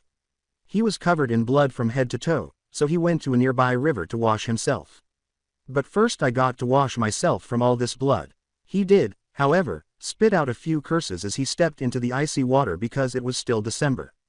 In the early hours of the morning, Naruto was carrying a big camping bag while he loaded Kuromaru with everything they had in their camp. Kuromaru started to perspire as they arrived at the spot Naruto had selected. Kuromaru called Naruto's attention, saying, "First brother." Naruto answered. Then, Kuromaru went on, "When you said that you found the best location, do you buy this?" Kuromaru gestured toward the renowned forest known as the Forest of Death. "Yes." Naruto gave a blank response.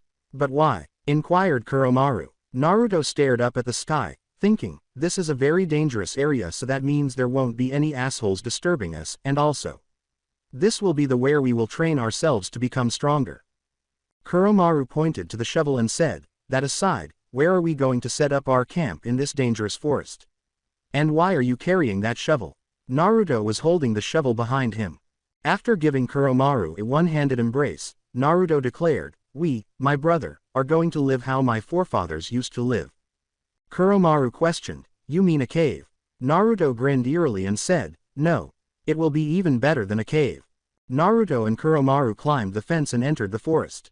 Naruto led the way as they strolled through the peaceful forest for several miles. "First brother, is it just me or it's me being paranoid that it's too quiet?" asked Kuromaru. With a serious tone, Naruto answered, "Yes, it's too quiet." Naruto and Kuromaru were running 5 minutes later. It appeared as though they were pursuing something, but it was the opposite. A massive bear, 3 times their combined height, stood behind them. Kuromaru exclaimed, "First brother, I can't run anymore." The bear was closing in on him as he was exhausting.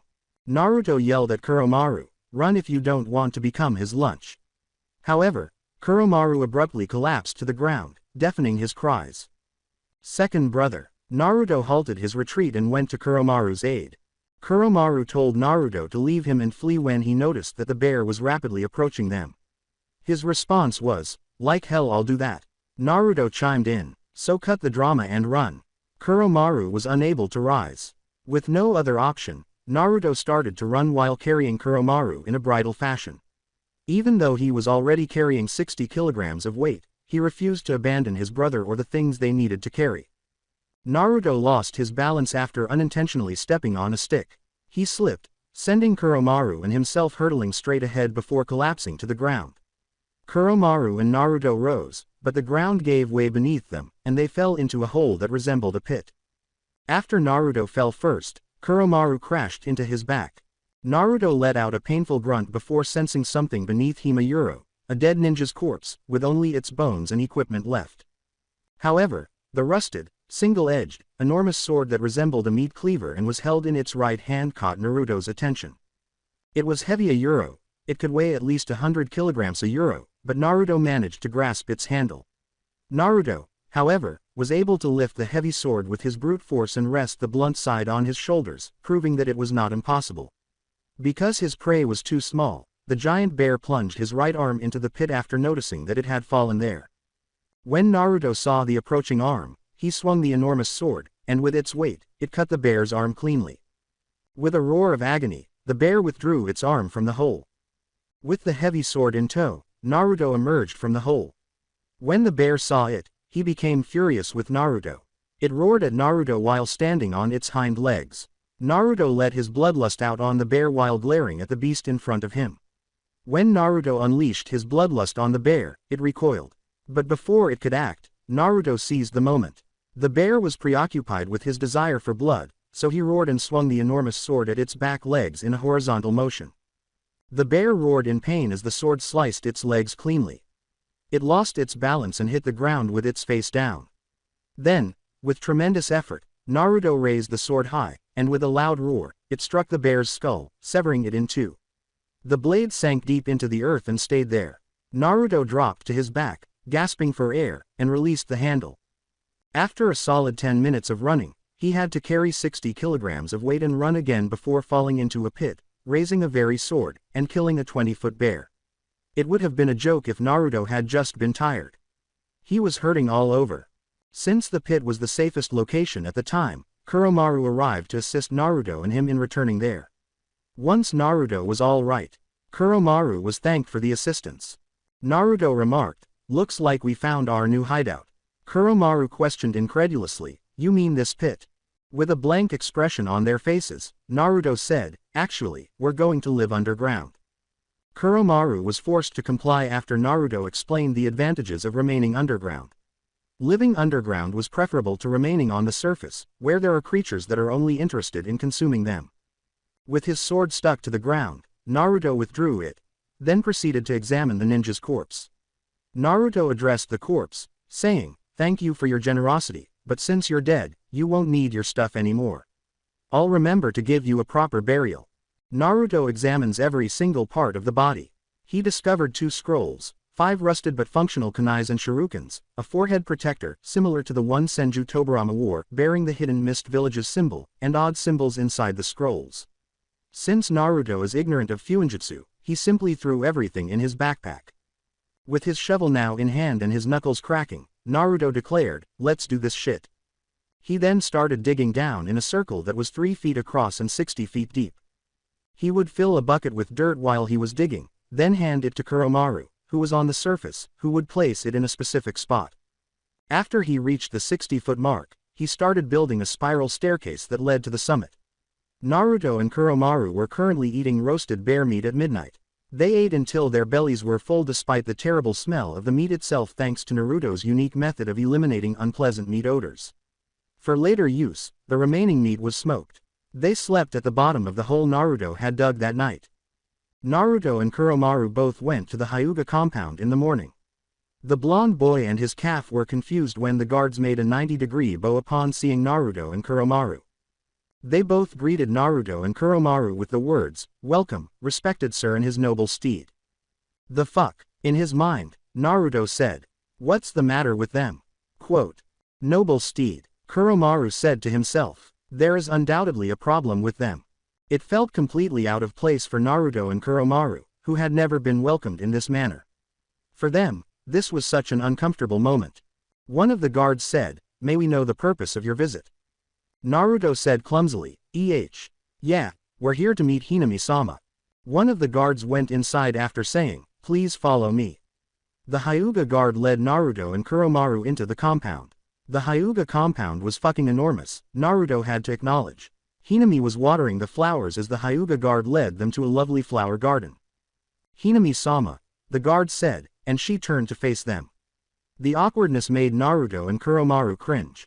Naruto-san and his steed wanted to meet you. The blonde troublemaker and his calf were left with Hinami when the guard departed. Hinami chuckled and asked, "Well, how are you, Naruto-san, and your noble steed?" Naruto said, "Please stop that. It's so embarrassing." Kuromaru simply moaned, which translates to, "That sounds so weird." Hinami merely chuckled, like seriously, why are they treating us like this? It felt so weird. Naruto replied. Hinami smiled warmly at them and stopped laughing. You might not be aware, Naruto. However, Hinami thought, the Hyuga clan's side branch is very grateful for what you did. The family has become so estranged that there is animosity between the two branches. The main branch began abusing its power after gaining too much of it. Hinata's hope for a better future lies in the side branch. She is gentle and kind, and she would never treat the members of the side branch the same way as the members of the main branch. Because of this, she is adored by every member of the side branch. And they would undoubtedly respect you because you saved her. Naruto rubbed the back of his neck and asked, "So how is Hinata-chan?" His face was flushed. As Hinami put it, Era, it looks like you want to meet her. Well, you can say that, haha. Naruto said clumsily, blushing. After calling a maid, Hinami instructed her to call Hinata. So what brings you here? She smiled as she turned to face Naruto. It's about this. Naruto showed Hinami the two scrolls he had discovered. She examined it after opening the two scrolls. Naruto inquired, so what kind of scrolls are they? These are storage scrolls, Hinami exclaimed. Many ninjas use a storage scroll to hold almost anything, from consumables to extremely heavy and delicate objects. A scroll's level determines its quality. A high-level storage scroll can hold a lot of items, while a level 1 storage scroll can only hold a small number. The items are kept in stasis within the scroll and are not impacted by outside influences. This means that a glass of boiling hot water will still be the same if we store it and then take it out after about 10 days. Naruto was quite excited about the treasures that were inside the two medium-level scrolls that he brought. Naruto asked in a slightly excited tone, so, how do we open it? We simply just pour a small amount of chakra into the center of the seal. Hinami replied. She handed Naruto the two scrolls and said, "Here. Why don't you open it?" So how do I pour chakra into these scrolls? Naruto asked, rubbing the back of his neck shyly after examining the two scrolls. Hinami said, "Oh, sorry, I forgot that you cannot mold chakra yet." "It's okay," Naruto replied, "but I can suppress my chakra though. I even taught Kuromaru how to do it. Even those Anbu ninjas could not detect us." Hinami commended Naruto-kun and Kuromaru-kun, saying, "Wow, you two are such geniuses." Such praise caused Naruto and Kuromaru to flush with embarrassment. Hinami, however, was genuinely taken aback because only chunin or higher ranks are capable of suppressing their chakra, and it is far more difficult to do so than to mold it. Naruto should therefore be commended for his ability to control his chakra simply by avoiding ninjas. He was also able to teach an animal the same thing. She was unable to comprehend how that could be. "Okay, since you already know how to suppress your chakra, I'll teach you two how to mold it." Hinami responded. "First try to feel the movement of your chakra." Shutting their eyes, Naruto and Kuromaru focused on their chakra flow. They could easily sense their chakra flowing through their chakra networks because they had to repress their own chakra nearly 100 times a day. Hinami asked, "Can you feel it?" And both of them nodded in agreement. She went on, "Good, now I want you to direct the flow into your right palm." They both effortlessly accomplished this.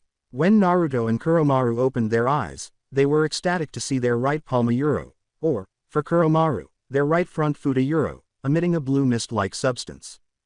Hinami called Naruto's attention, and when he looked up, he saw that she had used her Byakugan. "Naruto-kun," she stressed the last part, saying, "You might not know but you have a lot of chakra, I mean a lot of chakra."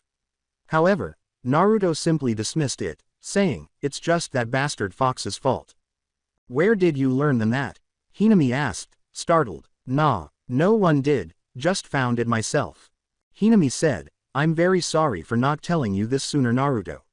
She felt sorry for Naruto because he had maintained his sanity despite being despised by the entire village for 6 years without knowing why.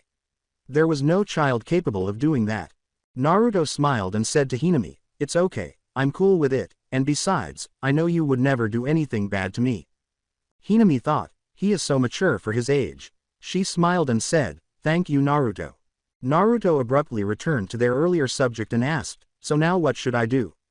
"Now," said Hinami, placing the scrolls on the floor, "you open this scroll, Naruto, and you open this one, Kuromaru." Naruto molded his chakra on his palm and then placed it on top of his scroll, saying, "Okay, I'll do it first." The item inside the scroll emerged with a puff of smoke.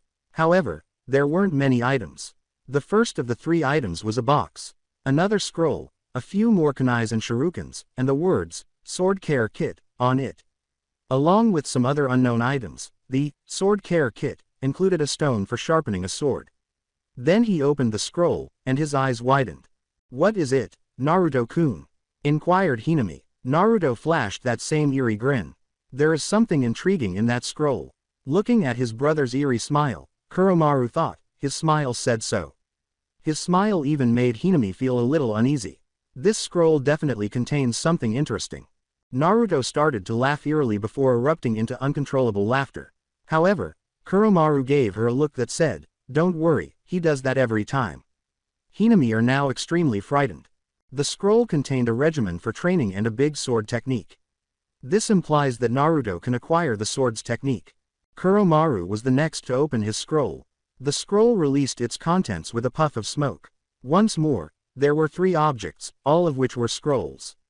Naruto grabbed one of the scrolls and opened it out of excitement. He poured too much chakra into the scroll because he was excited and thought it was just another storage scroll. The scroll emitted a dazzling light that burned right into Naruto's eyes. "Fuck, my eyes!" Naruto screamed as he covered his eyes and shut the scroll right away. He stumbled backward and collided with someone. Naruto was on top of whoever he crashed into as they both fell to the ground. He looked at the person beneath him and blinked in surprise when he eventually got his vision back to normal. Hinata, who was flushed, was on top of him. In a timid tone, she said, "NN Naruto-kun." With haste, Naruto stood up and said, "Sorry Hinata-chan." According to Hinata, it's okay. They continued to look at one another despite their continued staring. Hinami laughed like a child and said, Era. Young love at its finest." Hinata gave Naruto a quick sidelong glance before pouting sweetly at her mother.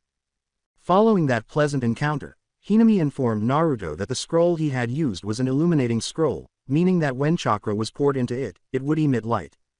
When they eventually realized that night had fallen, they were enjoying the remainder of the day. As Naruto was about to say goodbye to them, Hinata suddenly grabbed his hand. It appeared as though she wanted to say something, but he was unable to speak. After observing her daughter's behavior, Hinami made the decision to provide some assistance. "Naruto-kun, Kuromaru-kun, why don't you stay here for the night?" replied Hinami. Naruto attempted to decline the offer, but Hinata used the puppy eyes, a tactic that no one could ever resist. After gazing into his angel's lavender eyes, Naruto decided to spend the night there instead of continuing to fight. Hinami was currently cleaning Naruto's back while he took a bath alone. As Hinami saw that Naruto had numerous scars on his body, the majority of which were from stab wounds and slashes, she couldn't help but feel sorry for him. Naruto remarked that he looked pretty good in a yukata after taking a bath in it. When supper arrived, Naruto felt completely out of place. He was so accustomed to the enjoyable meals he shared with Kuromaru, which were filled with memories of their day's adventures. However, the Hyuga's meals were so boring. He simply continued to eat, occasionally glancing at Hinata. Hinami escorted him to a guest room where he could rest. When Naruto's room was knocked on a few minutes later, he opened the door to find Hinata standing there, her face flushed. Shyly, Hinata said, May I come in?" After guiding her into the room, Naruto asked if she wanted to speak with him, and she merely nodded shyly. Naruto-kun, I am very thankful for saving me that night," said Hinata. With tears in her eyes, Hinata touched the scar on his right eye and said, "You got this when you saved me and I could not do anything." Naruto grinned at her and said, "You're welcome, Hinata." When Naruto saw that she was berating herself, he simply patted her head and said, "Father was right. I'm just a failure." "Hinata, you don't have to be that harsh on yourself." Naruto responded, "You are not a failure. A failure is one who meets problems, fails, and gives up. And I don't think you are one. One of life's philosophies is to never give up. No matter what problems come at me, I'll face them head on. And if your problems are too hard for you, I'll be there to assist you." Hinata glanced at her blonde hero, who was grinning warmly. There, Hinata simply gazed at Naruto in awe, discovering her own life motto, never give up. She then smiled at him with a stunning smile. Naruto grinned cheekily and exclaimed, "That was the same smile that I fell in love with." They both realized they were meant to be together that night. Hinata went to bed when the clock struck midnight, but not before kissing Naruto on the cheek. That night, Naruto was unable to sleep. He simply continued to touch Hinata's cheek with his warm lips.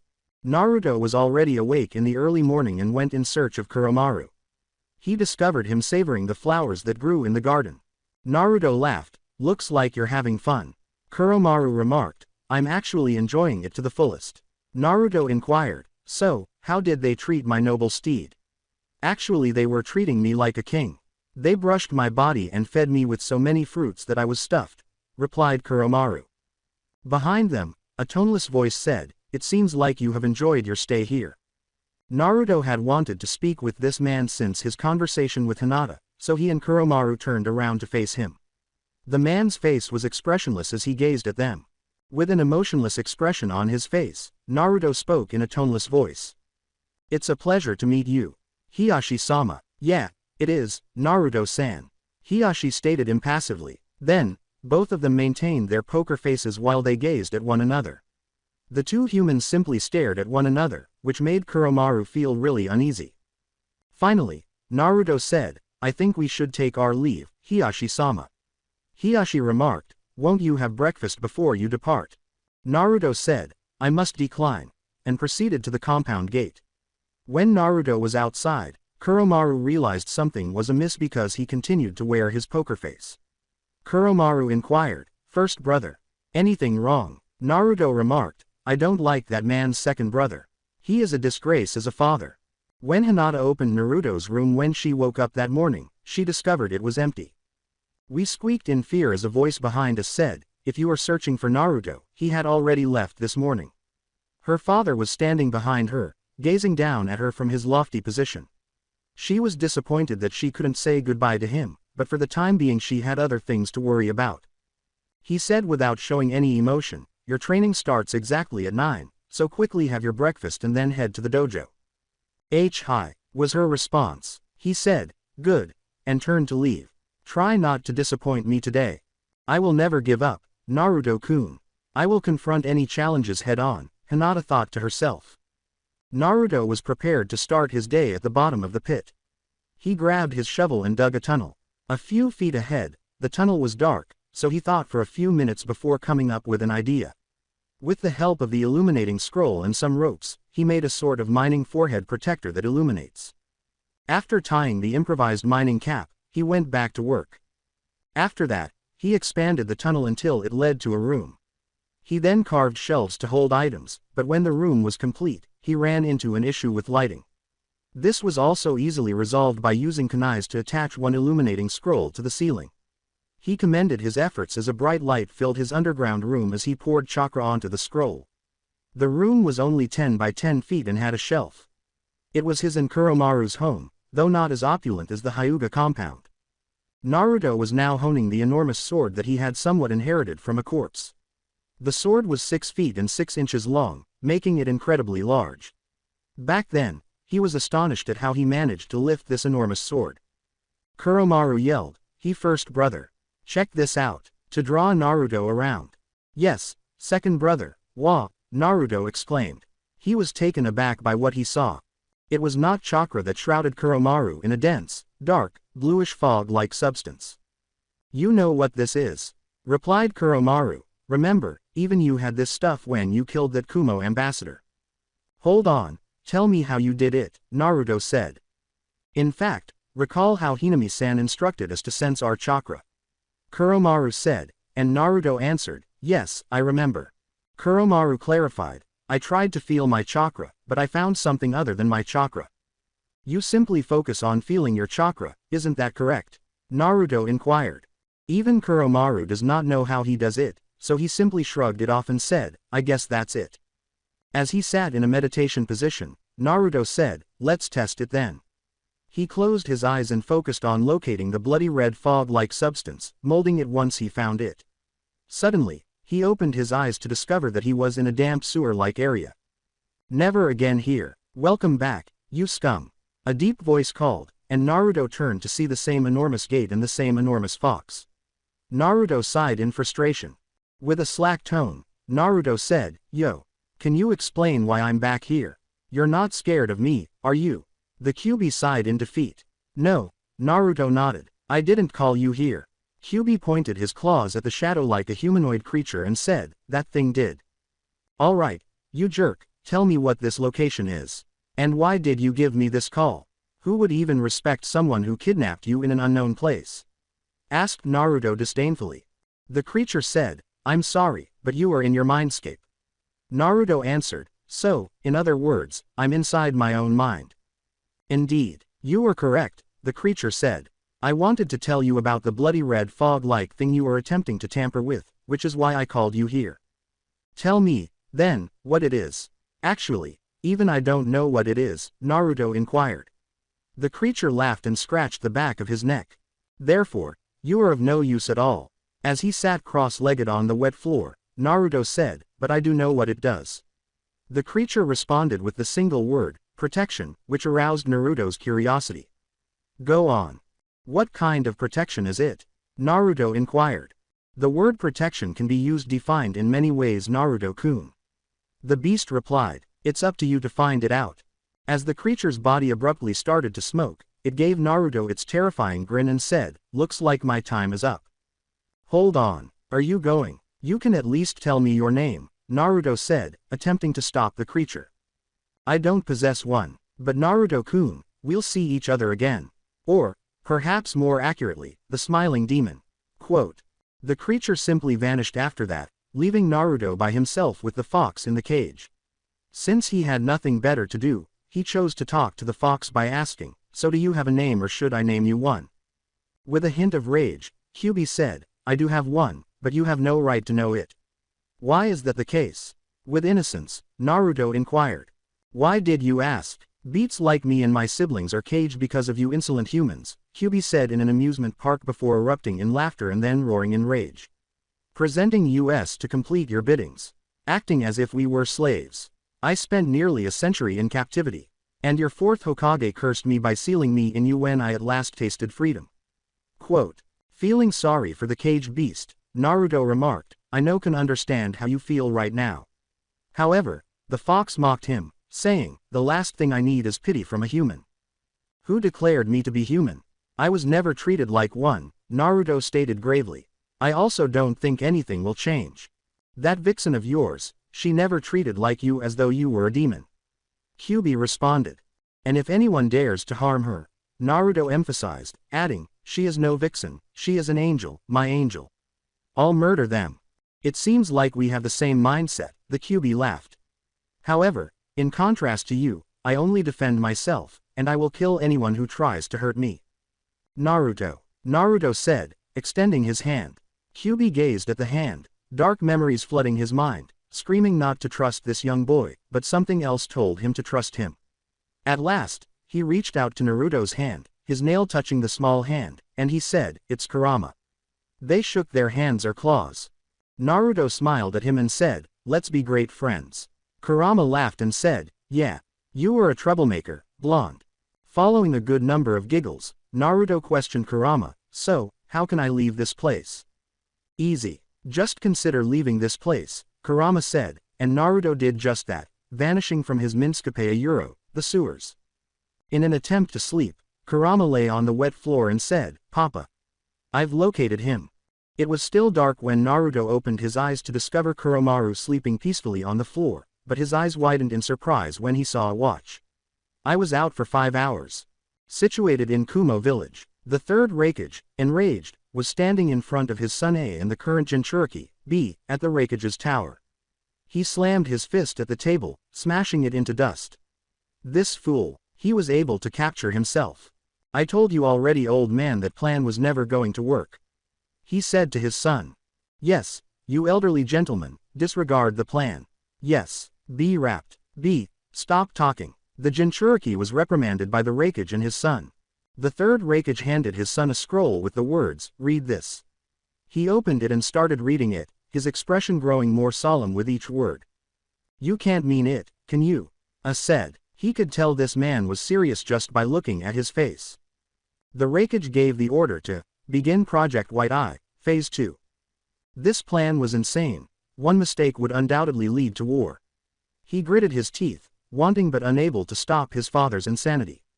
With that, Project White Eye, Phase 2 got underway. Hi, Raikage-sama.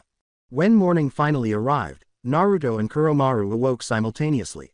They started their day, their first day of training, with a light breakfast and a long yawn. He eagerly read the first few pages of the training manual before closing it. What did say? Inquired Kuromaru. It's gonna be a long and painful process. And you might not like it. Naruto stated. They could already picture their bones and muscles wailing in agony as they went through the 4 parts of the training session. They started the first section of the training session, described in the training manual as they ascended to the surface. Initially, it involved running around the village with weights 5 times. According to the book, the number of rounds would double each month. After strapping a heavy backpack full of rocks onto their backs, Naruto and Kuromaru started running around the village 5 times together. By the end of that, the 2 brothers were flat on the ground, exhausted. It should be mentioned that Konoha was by no means a small village. It was so enormous. Some people had no trouble running around, but for a 6-year-old boy and his one-horned calf, running 5 times while using weights was a bit much. They rested for a few minutes before moving on to the following section of the training manual. Bone and muscle conditioning makes up the second and third. Push-ups, sit-ups, and other exercises are included, along with hard kicks and fist-on-something punches that Naruto delivered on a tree trunk that he had purposefully felled and placed on their underground residence to serve as a punching post. Kuromaru, on the other hand, trained by strapping himself to his back with Naruto's stone-filled backpack and then using his head to ram a wooden punching post from a distance of 50 feet. Only when Naruto was able to lift the enormous sword with just one arm would the 4th training phase start. And it would require time. Luck was on Naruto's side because the moves the scroll taught did not require the use of a sword. In fact, a stick could be used as a training sword. The scroll included more combat philosophies than actual fighting techniques. One of the ideas that Naruto ingrained in his mind after reading the scroll was that speed and brute strength can overcome technique and skill. However, that would be done at a later date. Naruto moaned as he lay on the ground like a corpse, saying, "I can't feel my hands, nor my legs." His legs were red and his fist was bleeding from the 200 or so times he had kicked and punched the tree trunk. Kuromaru did not improve. He was on the ground with his bleeding head. The same recognizable bloody red and dark blue fog that they had found the night before suddenly started to pour out of Naruto's and Kuromaru's bodies. They felt as though their wounds were healing as it encircled their injured body parts, and that's exactly what happened. Naruto's was already completely healed, but Kuromaru's was healing gradually. The scars persisted even after his fist healed. 5 minutes later, Kuromaru was completely recovered. At that moment, he realized that the fog he and Kuromaru had released would unintentionally heal them. It improves the body's ability to regenerate itself, and since his was already inhuman, it received a very good upgrade a euro. In fact, his shin bones were hardened. However, it had a disadvantage as well. Naruto was extremely hungry and weak. Since he only had a light breakfast, this miraculous healing wonder felt as though he could eat a pig by himself. He also consumed a lot of nutrients from the body. Their underground residence was filled with a deafening roar. Their empty bellies were the beast from which it came. They talked after a very filling lunch. "Second brother, I say we name this ability of ours," Naruto replied. Kuromaru looked at him like he was saying, "Are you stupid?" "First brother, I really want to say something worse to you, I hope you don't mind. And I say we name it, Self-Healing Fog." "Then say it, you have little to zero naming skills." That made him feel inferior, but it was a huge achievement for Naruto to give Kuromaru a name that sounded normal a euro, unlike the stink removal from meat technique, which is the method he actually uses to get rid of the shit-like odor from the chakra rat's meat. Following 2 hours of deliberation, they came up with the name, Aura, because it sounded good. When the clock indicated that it was 2:30 p.m., Naruto pulled Kuromaru to the park in the hopes of meeting Hinata-chan. At 3 p.m., Naruto sat on a bench and waited patiently, grinning broadly and even humming a song. Naruto was joyful at that moment. Despite the fact that he is a 2-year-old calf, Kuromaru was enjoying the lovely sight of the numerous 1 to 2-year-old children playing in the park. Kuromaru did not consider himself a child because he lived with a man like Naruto, whose maturity level was on par with that of adults. When 3 o'clock rolled around, Naruto saw Hinami with a man who had a bandage on his forehead and who looked like Hiyashi but was grinning. This was Hiyashi's twin brother, Hyuga Hisashi. Naruto went straight to Hinata and greeted them, but a young boy who introduced himself as Hyuga Neji, Hisashi's only son, joined them. He had no ill will toward Naruto, so he was okay with him. Hinata and Neji saw that parents were dragging their children away from Naruto while using a lot of foul language against him when they went to play, but they chose not to question Naruto about it because they thought it was a delicate subject. As they started playing by the swings, Naruto pushed Neji and Hinata simultaneously. When he saw that Neji's forehead was bandaged, he became curious and asked, "Neji, why is your forehead bandaged? Your father and a few other Hyuga members also wear them, in addition to you." Neji and Hinata both had dejected expressions on their faces as he explained to Naruto the Hyuga clan's history, including its main branch and side branches as well as how the side branches are protected by the caged bird seal. Disgusted, Naruto felt sorry for Neji because, like him, he was cursed at a young age without his knowledge or consent. "Well, that's fucked up, I say," Naruto said, and Neji looked past the slang and nodded sadly at his statement. He had a dream that he would become a great and strong ninja like his father, but fate would force him to become a slave to the main branch like the other members of the side branch. However, he felt a strong hand grip his shoulders, and it was Naruto's. "But don't give up, okay? I agree that fate is a cruel mistress. However, I refuse to let her dictate to me what I ought to do or be in my life. This is my life, and I will be the one to use my own 2 hands and feet to mold it into what I want it to be." Neji was amazed to see someone who dared to challenge fate, someone who would give fate the finger and say, "Fuck you." With a smile, he aspires to be a courageous warrior who defies fate and survives to tell the story. "There will be no more main branch nor side branch, only one united Hyuga clan," Naruto continued, rising to his feet. "If I'm going to be together with Hinata someday in the future, I'm gonna change the entire Hyuga clan." "How does that sound, Hinata-chan?" Hinata was already thrilled about the prospect of the entire clan coming together.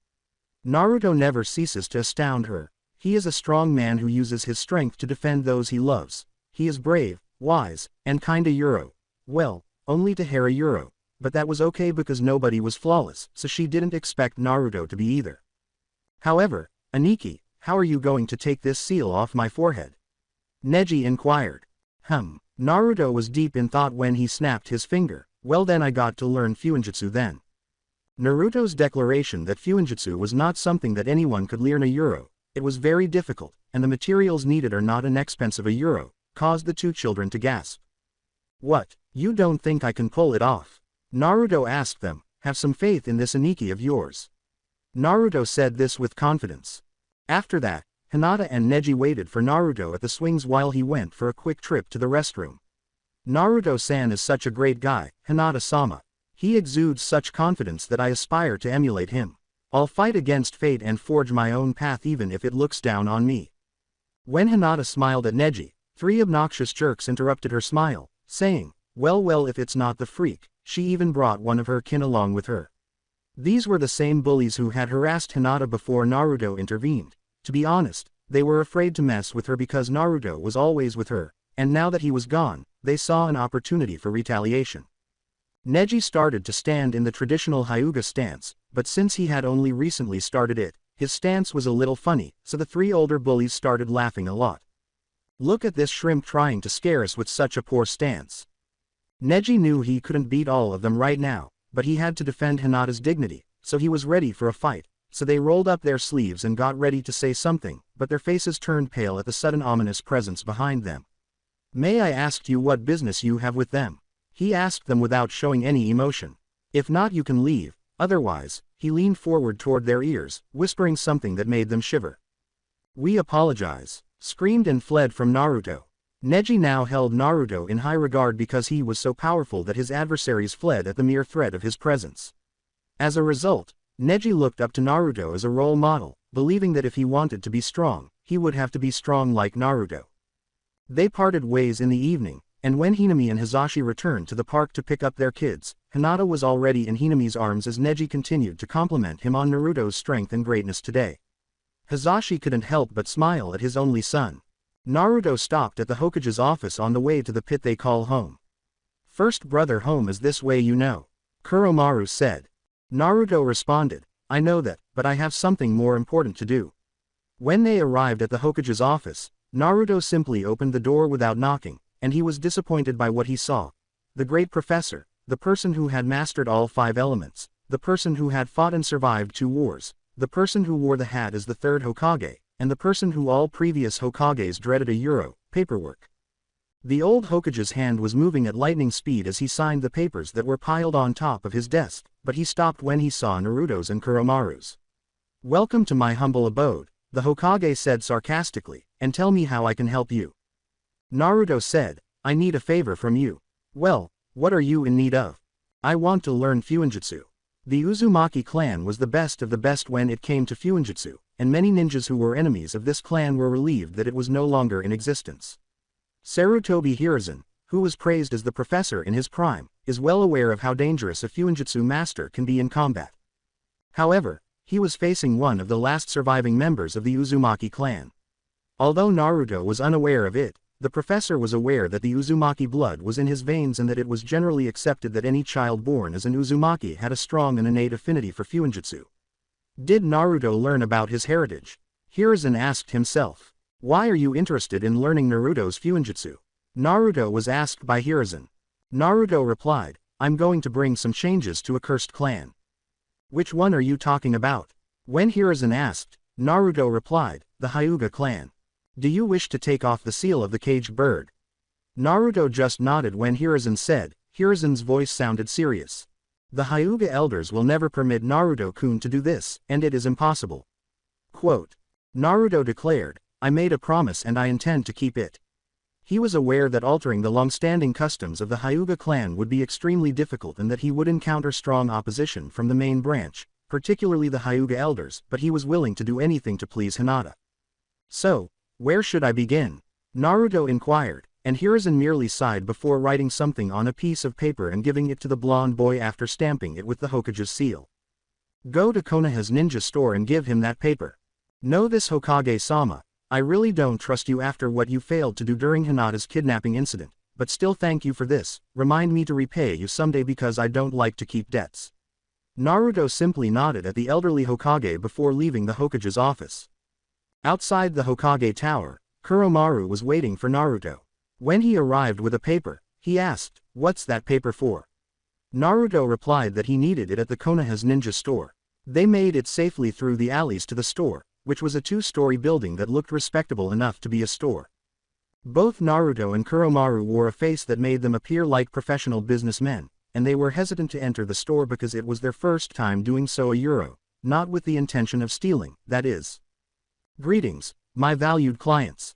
A middle-aged man with short brow hair and a severely torn body that was visible through his shirt was welcomed. He saw that his customers were a young, blonde boy and a black calf, the latter of which he knew to be the boy's pet. The man asked, So young man, what can I do for you? Naruto just handed him the paper Hiruzen had given him, and after reading it, the man grinned and said, So you want to learn Fuinjutsu, huh? The man continued, It's good to see such young lads like you interested in a skill like Fuinjutsu, to which Naruto simply nodded. Naruto nodded and said, Well, the supplies are expensive though. Naruto winced at that statement, thinking, expensive. How the hell am I going to pay that?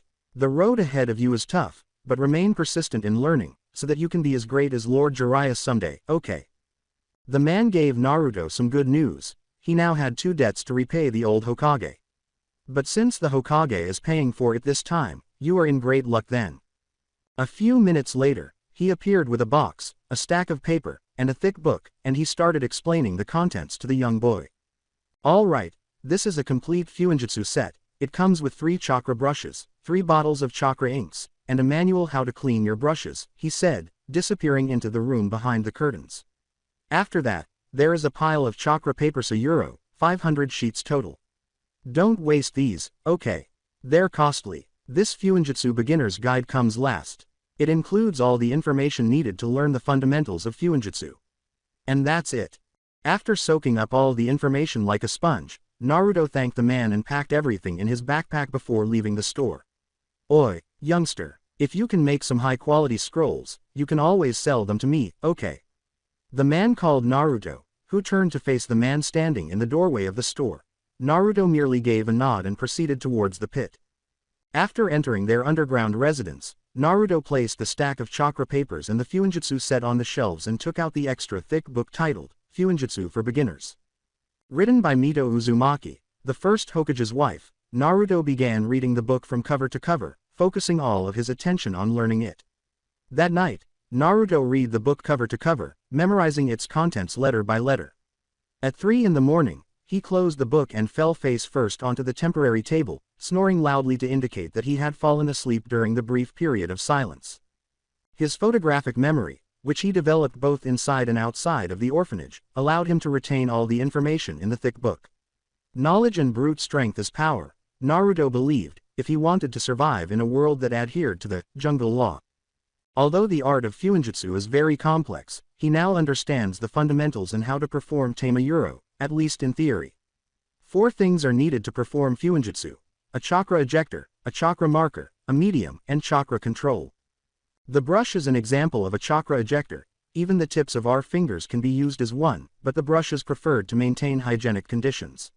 A chakra ejector is a device that concentrates chakra into a point so that seals can be written by it. Next are the chakra markers, which are materials that give seals their physical form. Chakra inks are a good example of this. Blood can also be used, but inks are used for hygienic purposes. Next is the medium, which can be any material that can be used to write seals. Only chakra papers can be used as mediums. High-leveled seal masters are the only ones who can write seals on their skin. The final, but most crucial, is chakra control. Because seals are as fragile as china dolls, writing any seals requires a huge, steady supply of chakra, otherwise, the scroll would misbehave or, worse, blow up. Aside from that, the candidate needs to be skilled in calligraphy, which Naruto was mediocre at. When Naruto finally woke up, he prepared himself for the day. Following the brutal training he and Kuromaru had undergone in the morning, as well as the pleasant and restful afternoon spent at the park with Hinata, the last of the daylight faded into darkness and Naruto started his Fuinjutsu training. To become a level 1 seal master, a beginner must master 3 types of seals. A simple level 1 storage seal, which is necessary for a level 1 storage scroll. An illuminating seal, which is used for an illuminating scroll, and finally, the weight seals, which were used for training. The weight seal gave Naruto a good idea to improve his and Kuromaru's training, and his face was plastered with the same eerie grin that Kuromaru dubbed, First Brother's Excitement Grin, because Naruto always displays this grin when he is excited. Well, it seems I don't have beginner's luck, don't I? Naruto picked up the brush and soaked the tip in the chakra ink. He then drew the ideal level 1 storage seal while mentally chanting, only little chakra, only little chakra, only little chakra. Then, when the time came, he poured chakra on the seal, and smoke emerged before it finally burst into flames. Clearly, the chakra he applied was way too much. He smiled awkwardly as he spoke to Kuromaru. For safety, Kuromaru stood a short distance away from Naruto. "Why yeah," he said clumsily. Following yet another unsuccessful seal attempt, Naruto relied on his third try, which, as the adage goes, the third time always works like a charm. However, that attempt also failed. The chakra paper continued to burn after the 10th attempt, the 20th, and the 31st, but on the 47th attempt, he managed to create a functional storage seal. "I got it." He was obviously ecstatic about his first success, but that didn't stop him from creating more storage seals, and he went on to create the next 2. Naruto became a self-certified level 1 seal master after hours of failure and success. He had drawn more than 56 level 1 storage seals, 53 illuminating seals, and 100 weight seals from the 500 chakra papers. Even though the sun had just set and the village was dark, the owner of Konoha's ninja store felt that something good was about to happen because he always trusts his business senses.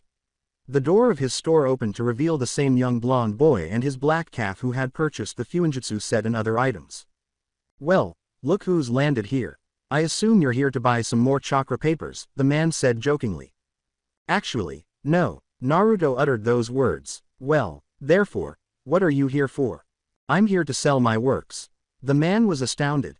Creating usable seals would require a great deal of practice and time, but this boy succeeded on the first night. "This boy has some talent in him," the man said. "Oh no. The young blonde did not even display any emotion as the man complimented Naruto, saying, "It looks like you are very talented. Let's see you work, shall we?" The man was impressed. A euro, 3-level storage seals after the first night of training. A euro, but what transpired next blew his mind. Naruto nodded and set 3 level 1 storage seals on the counter. After pouring chakra onto the first storage seal, a stack of storage seals appeared, followed by a stack of illuminating seals on the second and a massive stack of weight seals on the third. This kid, he thought seriously, he's gonna make me rich. He screamed excitedly inside his head, at the rate he's making these seals, and the need for these seals, I'll be filthy rich by the time I realize it. The man's jaw dropped at the sight. This was just too much. Hell, no one had ever heard someone make this many seals in one day. I'll be swimming in a pool of cash if he becomes my business partner, he said after checking the seal for any flaws, which he found none. With the expression of a great businessman, the man said, "So my young man," he added, "you and I can become great business partners. I promise you we will be extremely wealthy. So, what are your thoughts? You receive 40%, and I receive 50%, he said, holding out his hand. He felt bad about making such an unfair offer to a child, but this was business. As long as you have money, nothing is unfair, and besides, he's only a child, so what will he do with all that money? From the moment he walked into the store, Naruto wore his businessman's face. When the man made the unfair offer, he sneered, "So this is how do you want to play, huh? Well, game on." Naruto remarked, "Actually, I have better ideas." The man smirked and said, "Let's see how far you will go, lad. He won't go down with a fight, will he? Then, how much do you suggest?" "I say 60 for me and 40 for you." "Hold up, that's ridiculous," the man cried in his mind. "You understand that your seals are just seals, young man. For them to be sold, they must be completed into scrolls. Therefore, I think that at least a 50-50 deal is acceptable for such services in the service of my store selling your products to our customers. You know I made them right." Naruto grinned. "And you have to respect that it wasn't easy to create this many of them. Additionally, there are other stores that are interested in becoming my business partner besides you." Quote. The last part of Naruto's statement made him wince. 3 other competing stores in Konoha sold ninja goods, and although the deal was not favorable to him, he would never let his rivals take advantage of this treasure trove in front of him. He made his final effort to obtain at least a meager 5%. "All right, 55% for you and 45% for me, last offer." The man was frightened, saying, "If this kid goes to my rival's shop, they are going to. Hell no, I'm not gonna let that." Naruto merely said, "We're leaving," and turned to head for the exit. "Hold on, child," the man literally screamed at Naruto. Naruto turned to the man. His face had that creepy grin on him. "I'll take your offer." "I'm not happy at all," the man said. "It's a pleasure working with you." As they shook hands, Naruto said, "You can call me Naruto. The same is true here. You may address me as Arata. Can I sell these seals to you right now?" After counting each seal, Arata responded, for the level 1 storage seal, 100 ryo each, to Naruto's question, 50 ryo each for the illuminating seal and 40 ryo each for the weight seal. "I'm subtracting it from my service tax, huh? A total of 10,000 ryo are available to you."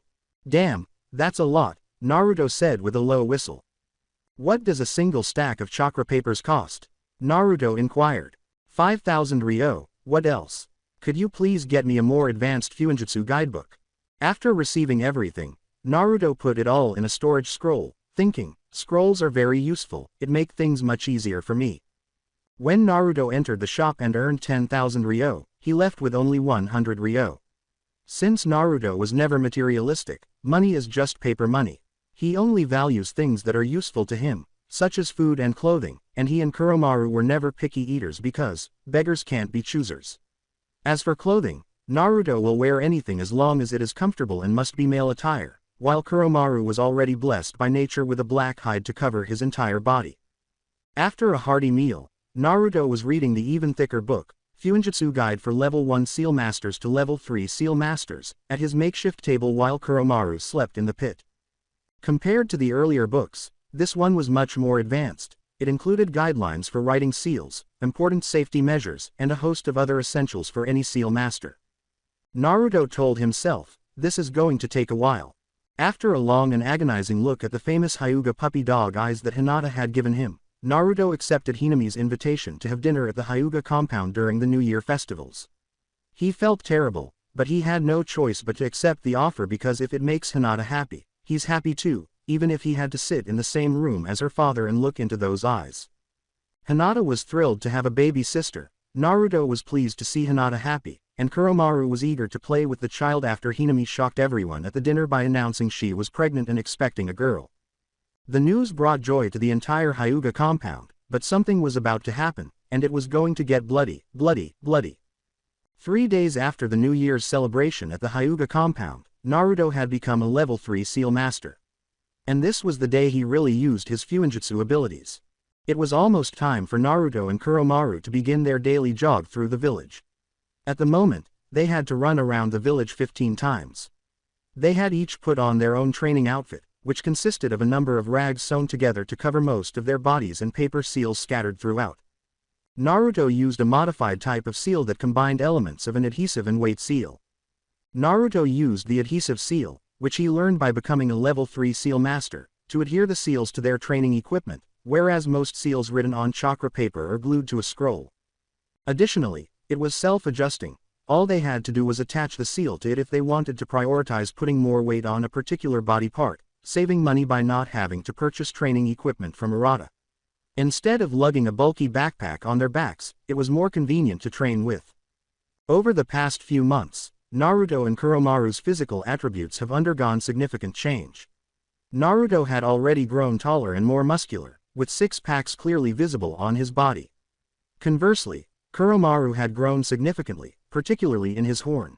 It was completely black a euro, even blacker than his height a euro, and stood 12 inches across his forehead. He had changed from being a calf to a bull. He loved his horn so much that he would polish and clean it no more than 10 times a day. Actually, Naruto had to do it for him because he didn't have hands until it gleamed like a gem, one that could pierce a log of wood and still wouldn't shatter. It was extremely difficult a euro, hard enough to compete with steel. At the moment, Kuromaru was practicing his routine of using his shiny black horn to puncture a freshly placed log, while Naruto was practicing with his gained sword. The scroll specifically instructed Naruto to refrain from using the sword until he was able to carry it in one hand, even though he was not supposed to start training with it. He never learned patience, though, so why not teach himself to wield the sword with both hands if he had to lift it with one to start training? It took him a great deal of additional, intense training, including weightlifting and grip strength training, to be able to wield the enormous sword with both hands, which really paid off because his strength and grip increased to a level higher than that of adults with the aid of his aura. The blonde boy was traveling to the Konoha's ninja store with his one-horned bull at 5 o'clock in the evening. When the door of the Konoha ninja shop opened, Arata saw Naruto carrying his one-horned bull into his establishment. "Hello, my favorite customers," he said, grinning. Since Naruto entered his life, Arata's business was flourishing and money was pouring into his pockets like a powerful wind. Numerous ninjas visited his shop to purchase the seals and scrolls that he and the young blonde had created together. Because they were so reasonably priced, many ninjas, including the Anbu ninjas, loved to purchase storage scrolls and explosive seals from his shop. No sane ninja would ever go on a mission without these 2 scrolls. And when he began trading his scrolls to the traders who would visit the village every day, his business grew rapidly. Naruto said, "You brought what we needed." Because Arata was a man who did not judge Naruto because of his poor reputation in the village, Naruto would purchase a lot of goods from this store. Naruto believed that he was a real businessman and that he would treat him with respect if money kept coming in his pockets. Arata placed a tray of goods on the counter for Naruto and Kuromaru to see and said, "Yes. Here it is. 5 stacks of chakra papers, 5 bottles of chakra ink, a mining pickaxe, a shovel, a storage scroll containing 50 kilograms of dried meat, 10 kilograms of spices and 10 jars of iron polish for Kuromaru's horn." After examining the items, Naruto remarked, "That seems to be it.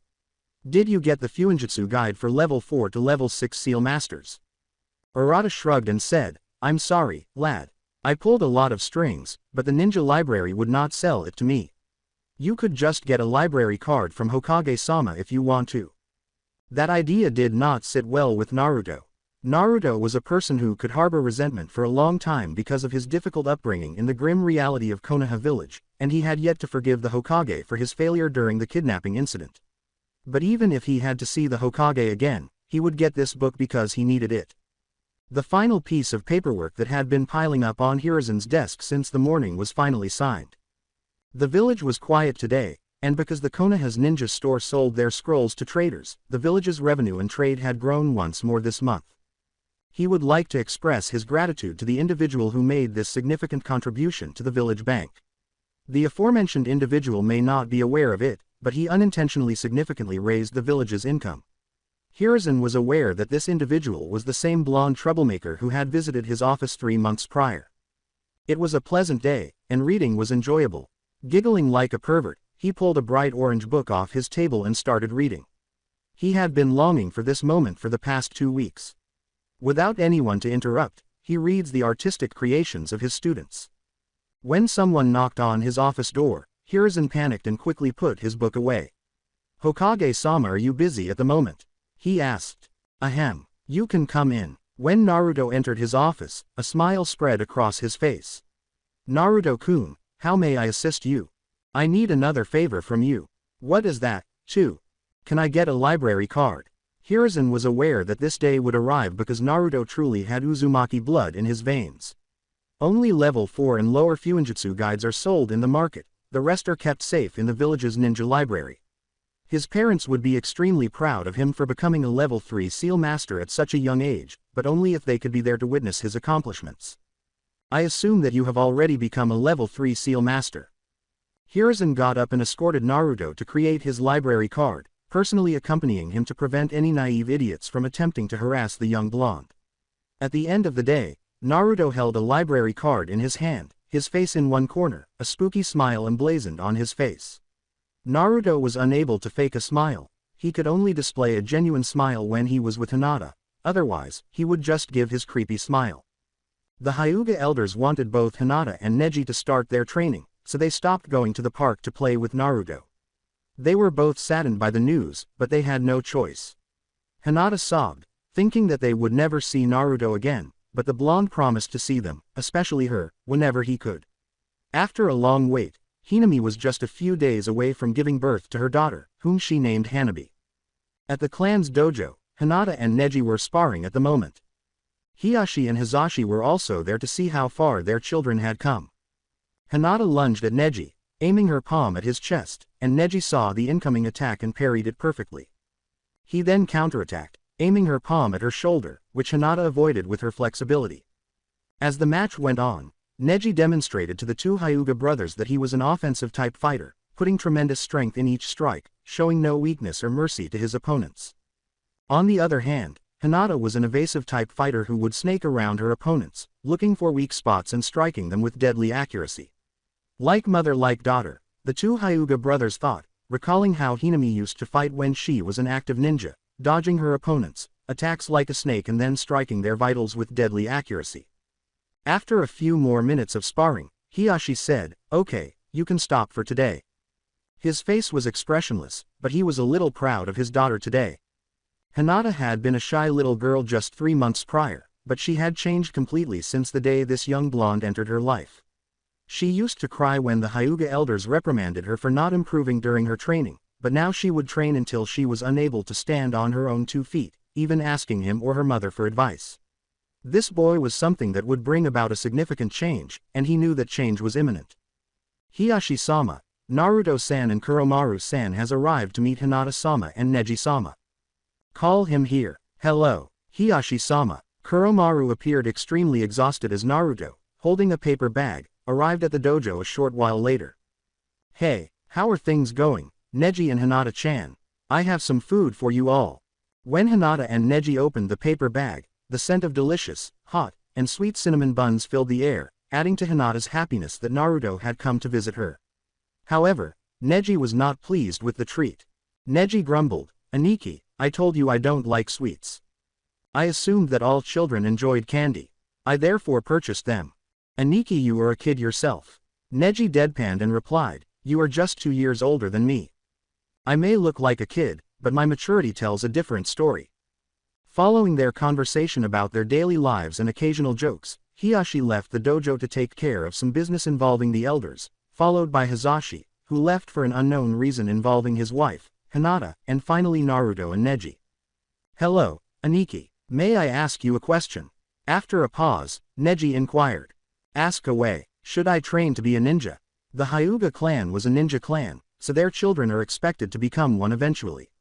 Naruto was not surprised to learn this, but it did not bother him because he had terrible memories of ninjas and did not want anyone close to him to become one. Call it selfishness, but memories and scars that haunt him will not simply go away. I wanted to know if you think I should be a ninja because I know you don't like them. At the final sentence, Neji lowered his voice. Neji was startled, but quickly recovered, when Naruto said plainly, frankly, I don't want you to be one. You're right, I shouldn't. Remember what I told you, Neji. Naruto cut in. Don't let anyone, even me, tell you what to do with your life. You have a choice in how your life unfolds. Naruto's words greatly inspired Neji. He believed that this was his life and that he would take control of it, not fate. It was time for him to boldly give fate the finger and say, fuck you. Grinning. With resolve in his eyes, Neji declared, I've made up my mind. I'm going to become a ninja, and you can be proud of me, Aniki. That's the spirit, then. After giving him a pat on the head and congratulating him, Naruto got up and said, we better get going, otherwise dinner won't cook by itself, would it? Hisashi was waiting for Naruto to arrive just as he was ready to leave the gates. Naruto knew he wanted to say something, so he folded his arms. Hisashi-sama, you wanted to talk to me? Yes indeed. A long moment of silence was broken before Hisashi spoke, saying, I would like to thank you for everything you had done for my daughter. What the hell was going on? Asked Naruto, tilting his head in bewilderment. Don't mention it, as long as she is happy, so am I. Hisashi remarked, I know that you don't like me that much. Really? Naruto asked himself. Hiyashi's voice changed as he continued, I think you had already heard all the stories of my fathering failures from Hinata. Quote, I never disappointed my daughter, I loved her just the way she is. However, that was not the case for the clan elders, who desired the ideal heir. They therefore acted and made me alter my daughter in accordance with Hyuga customs after realizing that she was nothing more than a stuttering weakling. It still bothers me that I had to witness my beloved daughter being verbally and mentally abused by them. You might argue that, as the head of the clan, I ought to take action. However, as a clan head, I am limited in what I can do. These old fools now intend to give Hanabi's development top priority from the day she was born. They intended to make her the ideal heir, and Hinata will be branded with the caged bird seal on that day. I had to see firsthand how my brother was branded. The ordeal was extremely agonizing, and I can still hear his agonized cries. I do not wish for any of my daughters to go through what I went through as a child. Quote, Hisashi was just a big hound who was chained, and Naruto just listened to what he had to say, and to be honest, he was wrong about what he had assumed him to be. He was just a protective father who had no choice but to follow the elders' instructions. I understand now, Naruto replied, and forgive me for misunderstanding you. It won't be long before I bring about a significant transformation in this cursed clan. I am certain of this. Hisashi laughed and said, those are some big words coming from the mouth of a 6-year-old, but I sense no lies in them. Naruto, you have my utmost hope. Please don't disappoint me. When Hinami's due date arrived after a calm week, she started experiencing labor pains that evening and was taken to the emergency room, which greatly alarmed the Hyuga household, particularly Hisashi and Hinata. Is Oka-sama going to be alright? Hinata inquired. Naruto reassured her, don't worry, everything will be fine. Kuromaru even reassured her, your mom is a strong lady, she will definitely be okay. They were all quite anxious as Hisashi, Hisashi, Hinata, Naruto, and Kuromaru waited outside the emergency room. A male doctor emerged from the emergency room a few moments later, his face looking very tense despite wearing an operation mask. Doctor, how is my wife doing? With a desperate tone, Hisashi spoke. I hate to break it to you, but you have to decide.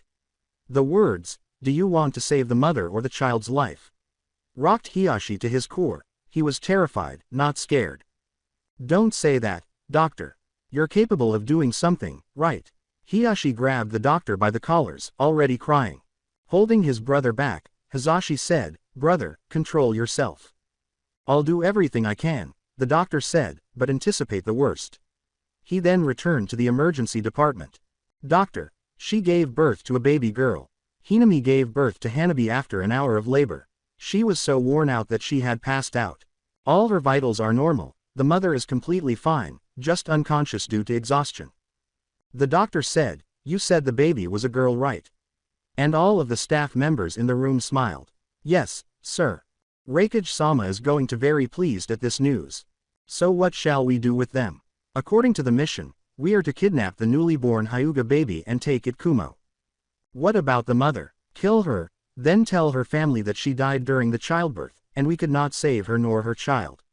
Then they are going to have a huge funeral for her, and we can escape from this damn village during that time with the Hyuga baby." "Yes, sir." The physician removed an injection of TRX poison, a poison produced exclusively in Kumo that would kill a victim in a minute. Let Project White Eye, Phase 2, begin. S-rank mission. Phase 2 of Project White Eye. According to the information we received, the Hyuga head's wife is expecting a child in 3 weeks. The mother is to be killed after giving birth, making sure that her death appears natural, and a group of Kumo's best infiltrators are to enter Konoha to abduct the unborn child. There must be nothing suspicious for any of the people of Konoha. Make sure to eliminate any indication that Kumo is involved if the team is ever cornered. Note: failure is not an option because this is a confidential DSS. If the team assigned to this mission fails, they will face severe consequences. Opening parenthesis question mark question mark question mark. POV. We had managed to sneak into Konoha's territory, and wow, that was difficult. What a pain in the ass those damn border patrol ninjas were. That's ridiculous. €10 ninjas per squad. I can't blame them, though, because they increased border security after our foolish ambassador failed the mission and was killed. It's no joke to lead a team of 5 people, but fortunately for me, they are very cooperative. However, the fact that they were ardent supporters of that jerk Reikage of ours irritated me. I am aware that this Project White Eye nonsense may increase our military power, but it has gone too far. A single mishap in this mission could spark a war. What can I do, though? Failure could result in my own demise, and I'm going to die, for crying out loud. I have a long time left to live. It was now time for us to enter the village after making it through Konoha's expansive forests. However, how is the question? According to the information I was given prior to our departure for the mission, Konoha was surrounded by a wall a huge, fucking wall. Additionally, guards were positioned atop it. However, they occasionally switch positions, so perhaps that could be helpful. My brilliant mind came up with a plan, and we were able to enter the village. My response to the question of what kind of plan I came up with would be, the professionals would never share their secrets. We eventually learned where the target, also known as the Hyuga matriarch, would give birth after blending in with the population for a few days. All we can do now is wait. We sneaked into the hospital on the day the Hyuga matriarch was due to give birth, went into the staff room, and knocked out the head physician along with a few other nurses. After that, we concealed their unconscious bodies. I would rather kill them, but the mission instructed me to try not to cause too much of a scene. We pretended to be hospital employees before being hurried to the emergency department to assist in the Hyuga matriarch's birth. Since I don't even know how to assist them, my other team members handled the entire operation. Then the moment came. I was thrilled to see the Hyuga head, his brother, a young, attractive girl, a spooky-looking blonde child, and a black one-horned bull at the emergency room. What on earth? It's time to test my acting abilities. You would find it difficult to lie to the Hyuga people. In fact, they were able to spot lies. And I have absolutely no idea how they accomplish that. I'm sorry to tell you this, but you have to make a choice. Should I save the mother or the child's life? I replied. There should be another way, he said, grabbing me by the collars. He was soon calmed down by his brother. I went on to say that even though I would do my best, the worst could still occur. The baby, a girl, was born an hour later. This girl's future is going to get really screwed up. In order for the village to have its own Byakugan, she will be compelled to have affairs with numerous Kumo men as soon as she is old enough to persuade a child. I feel so sorry for her. At that time, a boy would have to get involved with a lot of Kumo women. It was undoubtedly a quicker way to obtain the Byakugan than waiting 9 months for a girl to give birth to another Byakugan. However, neither the baby nor her mother were fortunate. We must now simply kill the mother, after which the village will hold a lavish funeral and the security will be slightly loosened, but not enough to allow them to flee the village. I extracted an injection of the recently developed TRX poison made by Kumo. In actuality, it was a paralysis serum rather than a poison. We could simply claim that she died during childbirth and that we were unable to save the child if we injected it into her heart, which would stop it from beating ever again and ultimately cause her death. I lifted the needle and pointed it at her heart. Let Project White Eye, Phase 2, begin. Opening parenthesis question mark. Hav end. Naruto's point of view. If I had to sum up my current feelings, I would say that I am afraid. I haven't been this terrified since that scum nearly kidnapped Hinata from Kumo. Despite the fact that I was not her biological relative, Hinami was the only woman who truly showed me maternal affection. She was in the room where she was supposed to give birth to her daughter. Despite my youth, I had witnessed enough of the red light district to understand how babies were created and that giving birth was a difficult time for women. Hell, I've even heard that some women have passed away while giving birth. I hope that doesn't happen to her, I said, thinking Hinami would be alright. That doesn't include her husband and daughter, though. Even the mere notion of things going wrong made them frightened. Kuromaru and I reassured the frightened Hinata that her mother was a strong woman. When the doctor emerged from the emergency room, our words seemed pointless. He was dressed as a surgeon, just like other doctors, and his lower face was covered by a hospital mask, but he felt that his face was acting very fake. It seemed as though he was acting. Then, using words that broke Hiyashi's heart, he dashed his hopes. Hiyashi had to decide whether to save the unborn child or Hinami. I was perplexed, but Hiyashi was devastated. I've seen a lot of people lie to me in an attempt to kill me, so I know this doctor was lying. But why? There was a problem here. However, Hiyashi was too distraught to even think clearly enough to recognize the doctor's deceit. Hizashi had to stop his brother from choking the physician. According to the doctor, he would try his hardest but still anticipate the worst. After an hour of waiting, Hinata was already asleep from exhaustion, her head resting on my lap as I stroked her smooth indigo hair. Hizashi was occupied with soothing his distraught brother. I gave the girl sitting on my lap a smile. After that, I gently set her head down on the bench we had been using. I got up and went to the emergency room door. When Kuromaru noticed me approaching the door, he used the sign language we had both learned to communicate with one another to ask, "What's wrong, first brother?" To him, I replied in the same sign language, "Something's wrong, and I'm going to find out." Kuromaru trailed behind me, suppressing our chakras. I pushed the door as softly as I could, and as we entered the room, another door opened. Since we didn't want to wake the doctors, we only slightly opened it to get a glimpse. It appears that the doctors were busy, but my attention was drawn to Hinami, who was unconscious and in a messy state on the hospital bed, as well as a cloth-wrapped baby being held in the arms of another doctor. The doctors were talking, but I couldn't hear them because their masks covered their mouths, and I couldn't read their lips either. There was clearly a problem when one doctor said something to the other, and the other doctor grinned in response. The physician then extracted an injection and raised it high, aiming it directly at Hinami's heart. That was it. Hinami was in danger from that doctor and every other jerk in that room, and I will never let anything bad happen to her. With deadly accuracy, I pulled a scroll from my pockets and threw it at the doctor's hand. The scroll rolled back to me, opened, and released the injection before hitting the ground. I directed my chakra to my right hand and Kuromaru to his horn as we both ran in the direction of the phony doctors. I grabbed my big sword, which I had named Despair, only a few days prior, and went straight to the scroll, slamming my hand on it. I jumped in the direction of the doctor who had received the injection, holding Despair in both hands to maintain my momentum. I wanted to cut him in two, but Hinami was approaching, so I aimed the broad part of Despair at his head with a horizontal swing of my blade. None of the phony medical professionals in that room have realized that we have started our attack.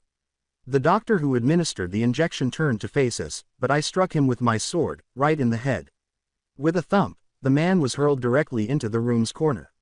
The three other medical professionals leapt out of my way. Kuromaru immediately approached the doctor who was clinging to the newborn Hanabi at that precise moment.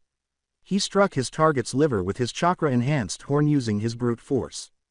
After throwing Hanabi into the air and pushing Kuromaru away, the doctor took a step back and drew a kunai, but Kuromaru attacked him right away and killed him by ramming his horn into his heart.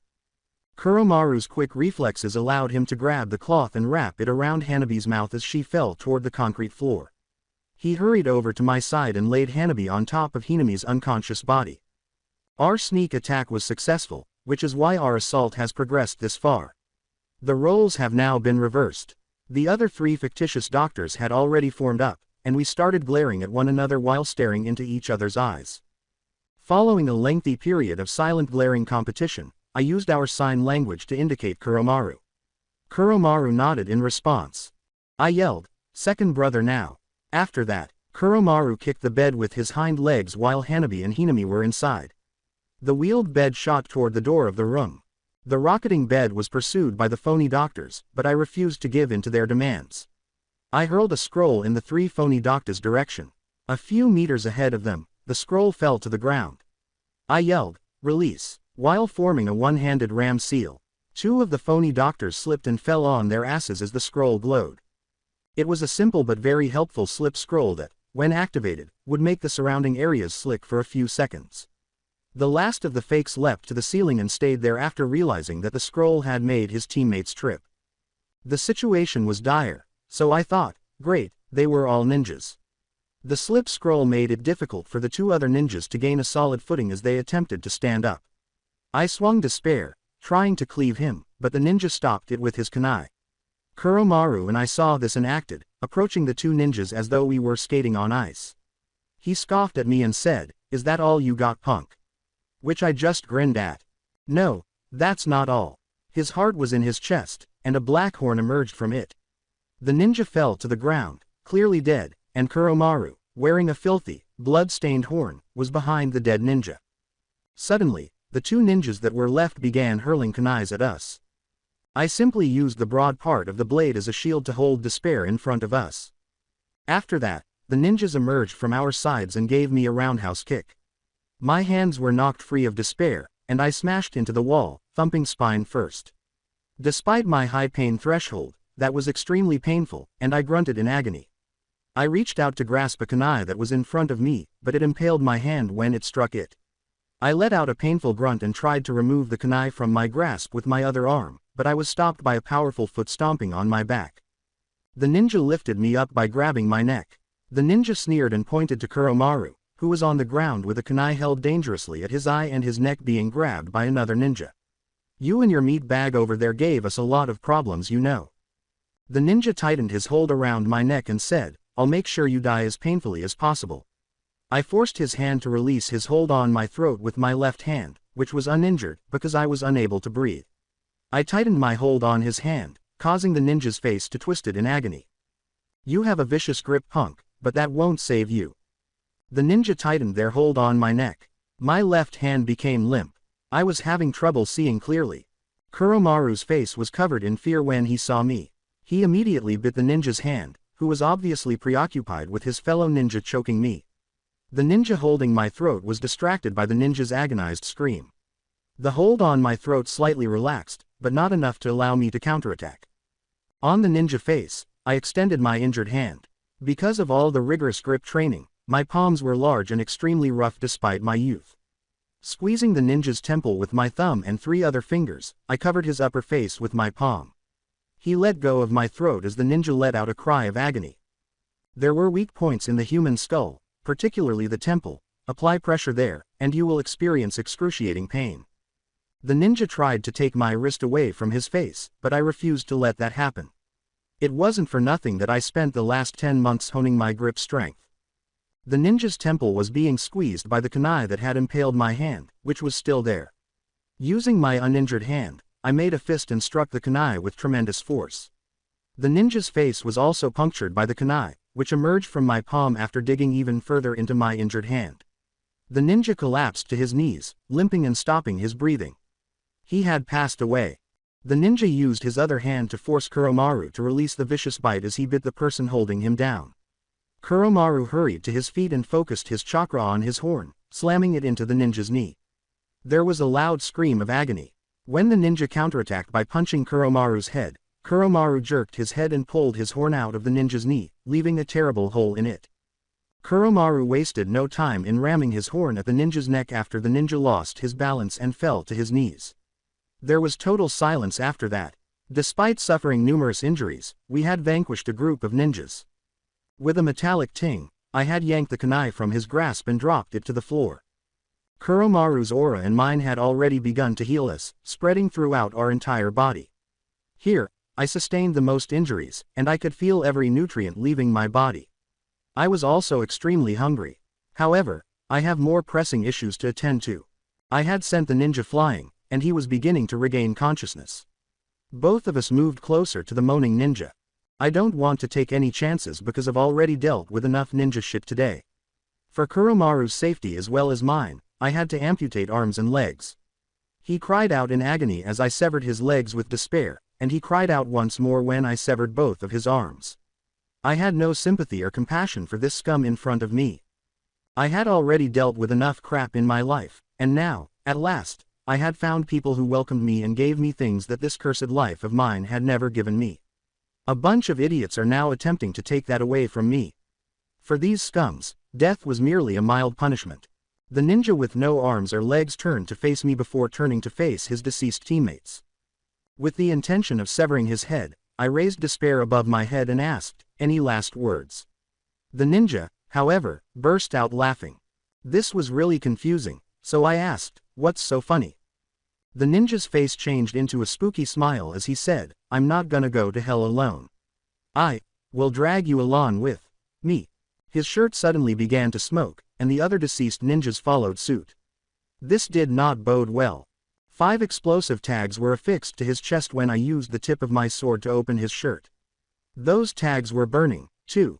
A burning explosive tag was more dangerous than ones that detonate upon contact because it would burn any unlucky person it came into contact with. Furthermore, based on the tag itself, it would detonate in just 3 seconds. All of the dead ninjas had those explosive tags on their bodies, so we had nowhere to go.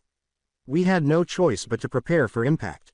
"Shit," I yelled as Kuromaru and I hid behind the wide blade and I positioned despair in front of us.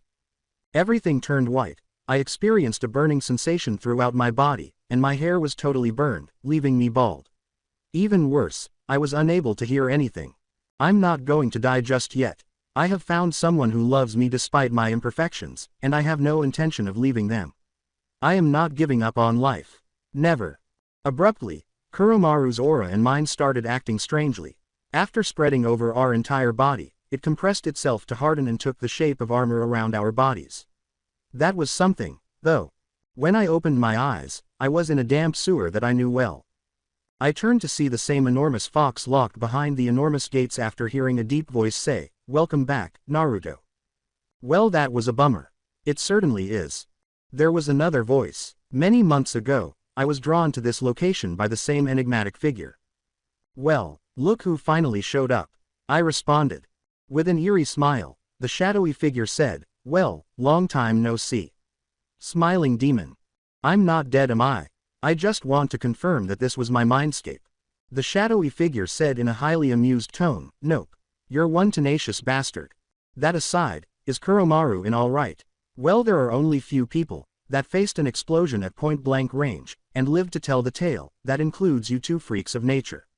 Honestly, without your auras, you two would have become. About that, he replied, "Well, what was that armor that covered mine and Kuromaru's body?" He then smiled at me in that eerie way I usually do. That was what I called the awakening. Kurama wanted to join the discussion, so he asked, "So, what kind of awakening?" Quote, "It appears that this furball is opening up a little." I was going to ask him that. I said, "Oh, Kurama-san, I apologize if I ignored you." The shadowy figure said, a little offended, but unable to take action because the cage was keeping him from ripping that black head from his neck. Kurama remarked, "That smells like sarcasm, but I'll pretend I didn't hear that. I recall using this aura you talk about for protection, so why did that happen?" If you do recall, I did also said that it can be defined in many ways, and these two just managed to awaken another definition of protection. Kurama and I both said blankly, "What the actual fuck?" Because we were so lost. The shadowy figure cleared his throat and said, "Let me explain this in another perspective. You and your one-horned bull defined aura as a form of protection that heals wounds, and the one that shielded you was a form of protection that lessens harm to well. That would most likely cause you to die or suffer severe injuries. Additionally, you must go through specific experiences in order to activate these protections. For example, you wanted to be healed after being hurt, and it happened. And you wanted to protect yourself when that explosion was about to blow you to pieces, and it did just that. Oh, I see. Kurama realized what it was. What's the catch, then? I said abruptly. The healing protection depletes my body of nutrients and boosts the body's healing factory to inhuman levels. In other words, I need a lot of nutrients for this healing factory to function. For me, no nutrients equate to no inhuman healing. Since everything has a cost, how much must I pay to have that aura armor function? To be honest, if I had to guess, that's your stamina, and the longer you wear it, the more you'll lose it. So, I said, my tone becoming solemn, I'll die if I use any of those defenses until my body runs out of nutrients or energy, or if my aura is totally exhausted, right? Yup, that is very true. The shadowy figure simply smiled eerily at me. My protections and aura are dependent on my physical well-being, correct? Yup, I will therefore have a greater aura reserve as my body gets stronger, correct? Yup, well, I got to increase my training a bit then. After inhaling deeply, the shadowy figure said, well, I got to go now. Hold on, tell me your name, at least. Despite your spooky and suspicious appearance, you did save my sorry ass a couple of times. The shadowy figure simply grinned and said, Naruto, time will come. Until that time comes. The shadowy figure vanished in a cloud of black smoke. Turning to Kurama, he said, well, that's it then. How is life going? Kurama and I talked about unrelated topics until he informed me that Hinata was quite concerned about me and that my body was in the Hyuga compound. My body ached like crazy, so I sat up on the soft bed I was sleeping on and took a moment to look around after opening my eyes to see a very strange ceiling. I was sitting on a hospital bed at the time, with tubes and other equipment attached to my body that I even don't understand. I absolutely detest this place. After that, I looked at myself, or just my hands, and rubbed my head. My right arm was a nightmare because of the scars that made it look like a demon's hand, and my Hita, well, to put it simply, is bald. I hope Hinata-chan won't be repulsed by my appearance because I was already frightening enough, but now I'm even more so. When my room's door opened, Neji was there to greet me with a tray of what appeared to be food. He simply stood there like a statue with his mouth and eyes wide open when he saw me. The impact was not too severe, but it still hurts like hell. I said, sup. He responded by dropping the tray and lunging at me, burying his face on my chest and sobbing there. You're awake, Aniki. In between sobs, he said, you're awake. All right, but you're going to break a rib or two, so get off me. I then inquired as to how long I had been unconscious, and to my astonishment, I had been unconscious for a full week. He even informed me that Hinata would frequently visit and feed me the bland hospital food I'm currently consuming. Later that night, the Hyuga family paid me a visit, along with Kuromaru, who recovered more quickly than I did because he had even fewer wounds than I had. What a lucky bastard. With Hanabi in her arms, Hinami thanked me, saying, I don't even know how to thank you, Naruto-kun. My Hinata-chan is even cuter than Hanabi. Though technically killing a group of ninjas, getting blasted in the face, and spending a week in bed was a big deal, I simply shrugged it off and said, it's not a big deal. However, if the outcome was a peck on my cheek from Hinata's warm and soft lips, the sensation was worth the trouble. When Hinata-chan fed me by hand, the tasteless hospital food which was nothing more than a white pasty seemed to taste like a divine delicacy, and even though I had been fully healed 2 days prior, I was released from the hospital a few days later. A member of the Hyuga side branch bowed to me as Kuromaru and I were leaving the hospital. Greetings Naruto-san, Kuromaru-san. Together with Kuromaru, we said, a pleasure to meet you. I am here to inform you that the Hyuga elders wanted to meet you. That caught me off guard.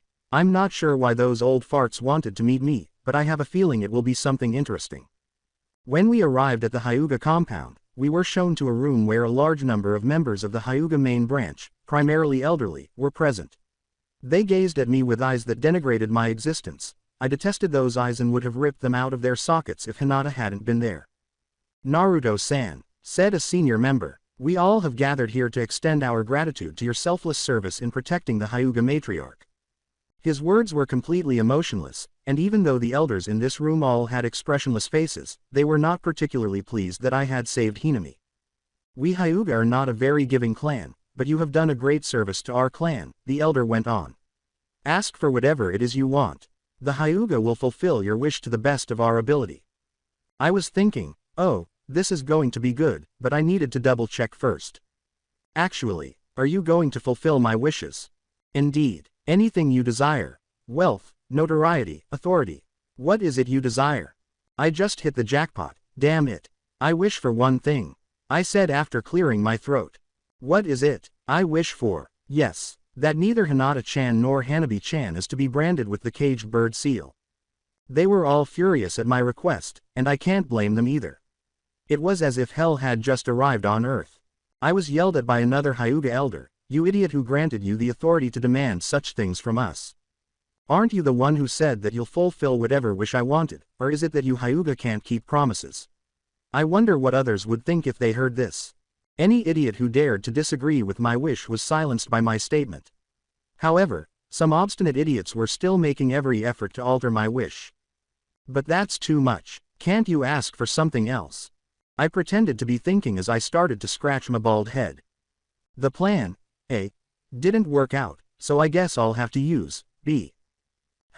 I know, how about you stop using the caged bird seal then? Ultimately, my first wish was granted, but my second wish was rejected. They will no longer put any pressure on Heishi or Hinami to brand Hanabi or Hinata. Any idiots among the Hyuga elders who intended to use the caged bird seal to ruin Hinata and Hanabi's lives were completely stopped by that. All of the Hyuga elders made the stupid error of underestimating me. I vowed to uphold my promise to protect Hinata, and I would be happy to use any unethical means necessary to do so. In my opinion, the meeting ended quite nicely. An indigo blur, who turned out to be Hinata, threw me to the ground as soon as I left the room. She gave me a bear hug, cradling my chest while repeatedly thanking me. When I looked up, Hanabi, who was being carried by her mother, was laughing and Hinami was grinning. I believe I even caught a glimpse of Hiyashi grinning. I then turned to face the girl who saved my life with just her smile, and I am incredibly appreciative of her kindness, gentleness, and most importantly, her smile, which allowed me to get out of hell. I promised myself that she would never shed a tear of sorrow as long as I was alive. I'll make sure of this. I'll make sure that any scum regrets the days he was conceived if he disregards my warning. After 2 years, I had accomplished a few goals, including becoming a level 5 seal master despite the growing difficulty of learning Fuinjutsu. Even the scroll business was doing well. I had even improved our pit, and speaking of the pit, Kuromaru and I had put in a lot of effort to make it more attractive. Our house had experienced some technical issues during those 2 years. The main thing was that water would fall from our ceiling, which we expected since we live underground. However, the pit was pimped thanks to Arata's kind resource donations, which he called, raising a golden hen. I used concrete to build the walls and ceilings, strengthened the rooms with pillars, and even painted them. I had intended to show Hinata everything, but her overly protective father told me it was too risky to even go there. The plan didn't work out. In terms of my appearance, a dense forest of blonde hair had already grown on my bald head. I was 8 years old, but I was as tall as any teen in the village, and because of the number of people who used to visit, attack Kuromaru and me, had decreased to nearly nothing. That's all because of my frightful face and Kuromaru, who was equally frightful. I never imagined that my intimidating appearance would help drive away the jerks who would regularly attack me. Kuromaru was a completely different person. After going through his growth spurt last year, he was no longer the one-horned calf. He had grown into a massive, black, muscular, one-horned, and terrifying-looking monster. He was only a few inches shorter than me, and the horn of his forehead had grown to a length of a foot. I used to go around town feeling great while sitting on his back, which made me miss the old days. He is now carrying me, whereas 2 years ago I had to carry his sorry ass to save him from that bear. Fun times. My six-pack physique was sufficient evidence that my training was going really well. I wouldn't consider myself a veteran in terms of my swordsmanship development, but I can at least carry to spare with ease. The Hyuga family was throwing a party today, specifically for Neji. He will begin attending the Ninja Academy tomorrow. However, Neji was being showered with gifts at the party, most of which were ninja equipment, specifically kunais and shurikens. Being the angel that she is, Hinata made a healing ointment on her own and gave it to him. Though perhaps a little, I'm not envious of Neji getting such a lovely present from Hinata. Even Kuromaru has one, though, and I have one too. Speaking of Kuromaru, Hanabi was riding on his back while they were playing in the garden. In addition, He had a soft spot for children despite his enormous, menacing appearance. In fact, he is known as Kuromaru Nisan by Hanabi and all the Hyuga children. Everyone in the Hyuga compound knows that Kuromaru was a kind person beneath his menacing exterior now that they can all communicate with him. My turn came after everyone had presented their gifts to Neji. A very happy Neji asked me, "Aniki, what kind of gift you brought for me?" I said in a dejected tone, "Sadly, I didn't bring anything for you." Oh, Neji appeared a little disappointed that I had brought him nothing. But, Neji gave me a startled, expectant look. He is going to adore this. I'm going to the ninja store, we could find something for you. Neji was jumping with excitement because he was so happy. That is, until Hiyashi's cough stopped him halfway through. Neji, that was not a very Hyuga way of behaving. He then turns to me, "Seriously Naruto, you are spoiling more than his father would." I was just laughing. Come on, Hiyashi-sama, let him be. Let him enjoy his youth. When he becomes a ninja I doubt he will have the time to relax. In actuality, the majority of ninjas have a very high probability of passing away within 3 years of graduating from the academy, and some may do so sooner. That demonstrates the brutality of the ninja world. Following the celebration, Neji and I were walking through Konoha's crowded streets while he was currently riding on Kuromaru's back, the pleasures of being the birthday boy. Because I would do certain things to my aggressors who had the audacity to ruin my Dia Euro, and today wasn't a day I wanted to ruin a Euro, my public image wasn't great. No one greeted us when we entered the Konoha's ninja store. Since it was Sunday, no ninja would visit this store today. However, there was a young girl, about Neji's age, with her back to us, cleaning the weapons that were hung on the walls. I said to her, "Pardon me, but do you know where the owner is?" She turned to face us and said, "He is busy with the," but stopped when she saw Kuromaru's frightening appearance and mine. "Ah, Dad, there are 2 demons at the door." "Hold on, you're his daughter?" I questioned, shocked, moving in her direction. As she grabbed the weapons from the wall and hurled them at us, the girl yelled, "Get away, you spawn of the devil. Take that, and that, and that." I got annoyed even though I avoided most of the weapons. I don't want to start any unnecessary arguments, but this brat completely ruined the day. I stood in position after extracting despair from my scroll and holding it in both hands. "That's it, I'm gonna make you sequel like a pig." However, the girl displayed no fear, she was pointing me menacingly while brandishing a katana. "Bring it on." Arata arrived at the scene and exclaimed, "Oi! What's with the noise?" Identifying the source of the commotion, which was this girl and I brandishing our swords at one another. With a sigh, Arata approached the girl and gave her a gentle karate chop on the head. "Stop harassing our cash cow." He was as unabashed as I recall. "This is the avaricious jerk, Arata. A genin once came here to purchase 3 kunais, but Arata's flattering words and dreadfully effective communication skills convinced the poor genin to purchase 10 kunais, 10 shurikens, and a storage scroll instead. This is just one example of how cunning this guy can be." Even more unexpected was the fact that the genin grinned as he walked out of the store, oblivious to the fact that Arata had conned him. Despite that, we are good business partners. I give him seals, and he gives me money and other necessities. Only when it comes to business is our bond as strong as welded steel. With eyes that screamed of vengeance, his daughter reluctantly replaced the katana while glaring at me. Yes, as if this brat could frighten me, vengeance my ass. Arata smiled and said, "So what can I do you my favorite customers?" He then saw Neji riding on Kuromaru's back, and I could already see a smirk appear on his face. After examining Neji from head to toe, he lifted him by the armpits and said, "Well, what do you have here? A legendary ninja in the making." He patted him on the shoulders and placed him on the ground. He gazed directly into Neji's eyes, a wise expression plastered on his face. "My boy, you have the potential to become a legend. This hands, I can feel great dormant power residing in it." The wise words that came out of Arata's mouth astounded Neji. However, they are just garbage in my opinion. Even though I'm paying for it, he is already attempting to get Neji to squeeze as much money as he can. I would have gladly purchased anything Neji requested 2 years ago. But after earning money from seals for 2 years, I've learned to appreciate money. With 5 tiers of security seals, the same piece of paper that I used as tinder is now securely and effectively placed at the pit. My money is for my future, so no one will steal it. Sorry Arata-san, but we are here to get Neji some ninja equipments. Nothing more than that. Arata was disappointed and said, "Oh that, what a shame. I won't change my mind about my choice, no matter how much he says. If Arata knew anything about me, it would be that I'm a real stickler. It's that simple. If I say I won't do something, I won't listen to any idiot tell me what to do. Neji exclaimed with excitement, I want a sword as big and as cool as what Aniki is holding. He did say that I was his role model or something, so I wasn't shocked. Who am I to judge? If he finds inspiration in me, then so be it. I'm not sure what qualities he found admirable in me, but all I can see is that I'm a very hot-tempered and selfish person. Arata was absorbed in his thoughts. If you want a sword like that, then it will take you years to develop the kind of strength to even carry it. I even doubt if I ever heard of a Hyuga ever used a sword. Although it was true that Hyuga ninjas rely too heavily on their Byakugan and the gentle fist and only use the kunai or shuriken in extreme circumstances, Neji was not happy about this.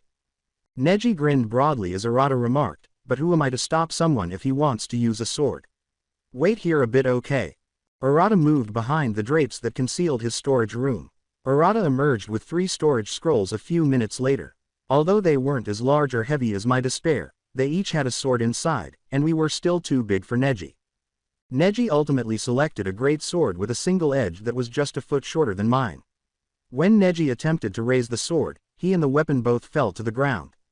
I paid for the sword and placed it inside a storage scroll to avoid any more issues, which severely damaged my wallet.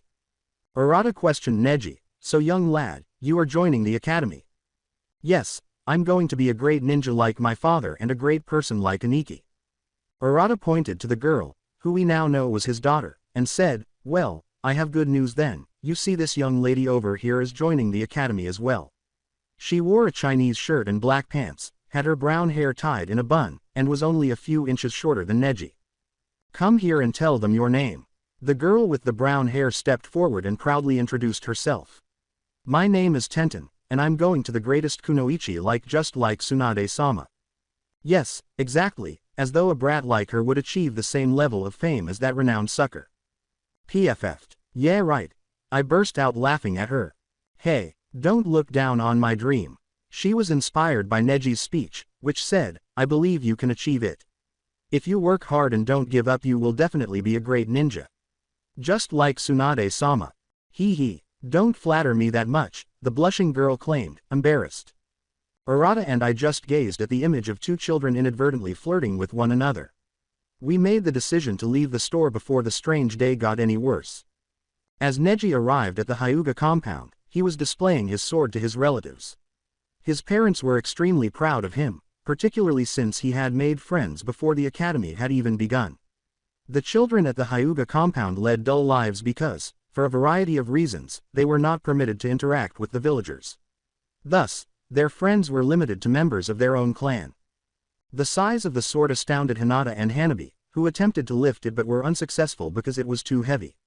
Hinami simply smiled warmly. Hiyashi, too, he was being Hiyashi, though, when he advised Neji to continue practicing the gentle fist even though he intended to learn the way of the sword. Kuromaru and I were at the pit today, and it was an interesting day. We will talk about the main issue we have had with our aura for the past 2 years tonight. We discovered that the aura would cover our entire body whenever we used it to heal our wounds. We discovered that we waste a lot of aura, even for a minor cut, even though it was healing us. Therefore, we intend to concentrate our aura on a specific wound rather than the body as a whole. They weren't going to give up, even though it would take the entire night. Regarding our first issue, we have struggled with aura exhaustion during training for the past 2 years. There is always bloodshed when we train or spar with one another. We want to preserve our aura as much as possible because the healing protection uses a lot of it and could kill us before our enemies do.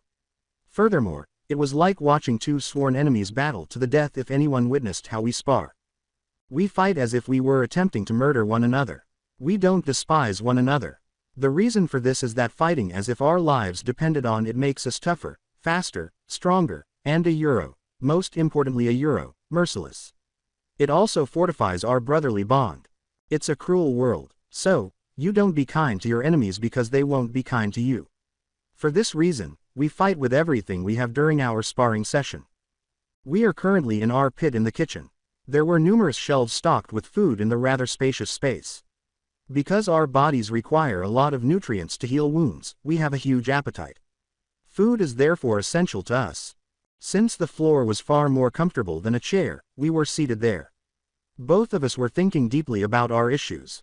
Kuromaru asked me, "First brother, have you thought of anything yet?" "Nope." Kuromaru simply sighed in defeat, saying, "This is really difficult." "Well, who said it's going to be easy? I just wished it was as easy as molding chakra." "Yes, I agree. I wish that a euro." Kuromaru's last statement caused me to pause. "What just did you say?" "Well, I hoped it would be as simple as shaping chakra." 2 freaking years have passed since we started looking for an answer, and Kuromaru suddenly discovered it. "Second brother, you're a genius." I had to give him a hug because I was so thrilled. Kuromaru, however, was unaware of what was happening because I was choking him with my embrace. I sat on the floor, cross-legged, and began to decompress.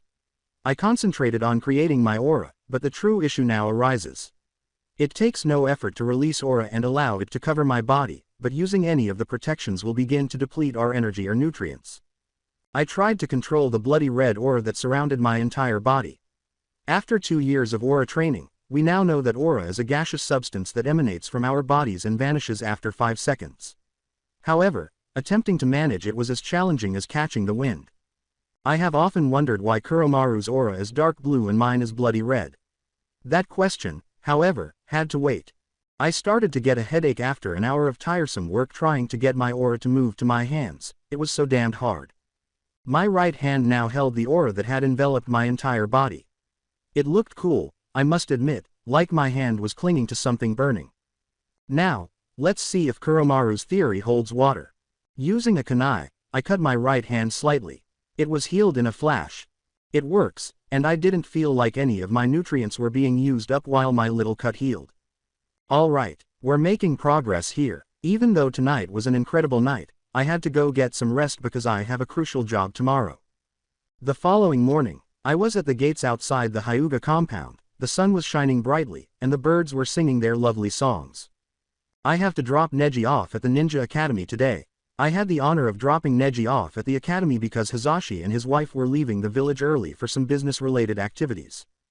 Neji emerged from the compound carrying a school bag, so I didn't have to wait long. Neji said, "So you're ready?" "You bet I am." The voice of an angel said, "Naruto-kun." When I turned around, Hinata was approaching us. She had a flush on her face and was concealing something behind her. She squeaked, "Gee, good morning Naruto-kun." This was strange because the last time she stumbled in front of me, I teased her too much, and a red-faced Hinata slapped me across the face. I made fun of her by asking, "What are you hiding from me?"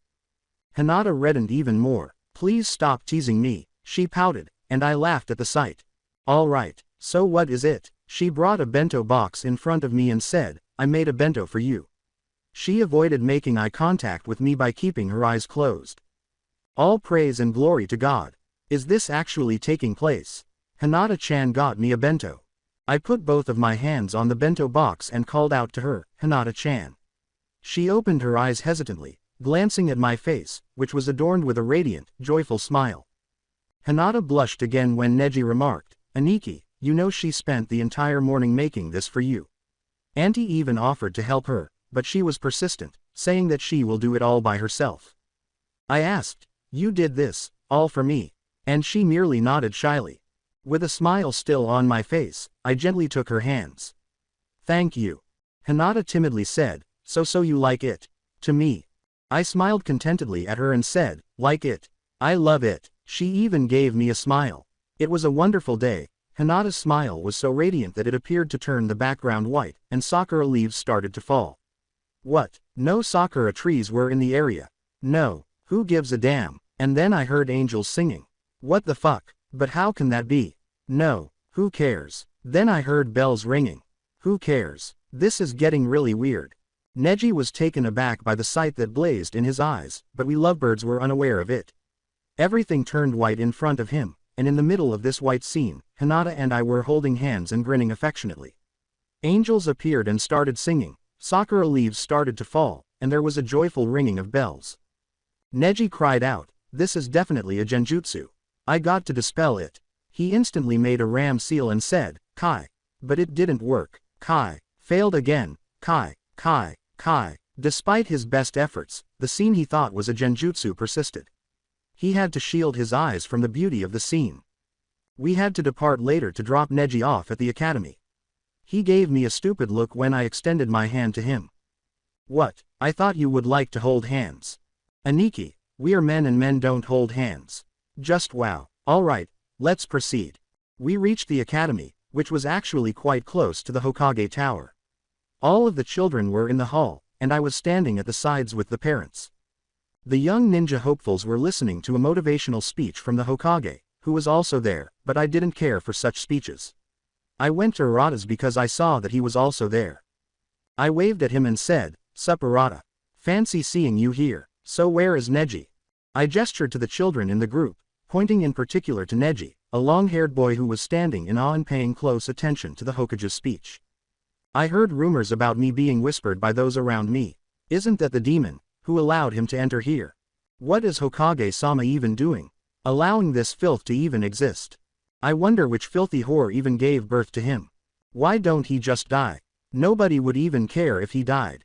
I've had enough of this. I'd better leave before I murder anyone in this room. Arata saw me go. Hey, you leaving already? Without showing any emotion, I said, "This place disgusts me," and walked out of the hallway. It was fortunate for me that I was able to eliminate all of the negative feelings during my training. I had been waiting for this moment. Lunchtime. Kuromaru was eating his own lunch as we sat at a wooden log, so I took out the bento that Hinata had prepared for me. It had 3 sections. The first held rice, the second held something I couldn't even identify but that still looked good, and the third held chicken.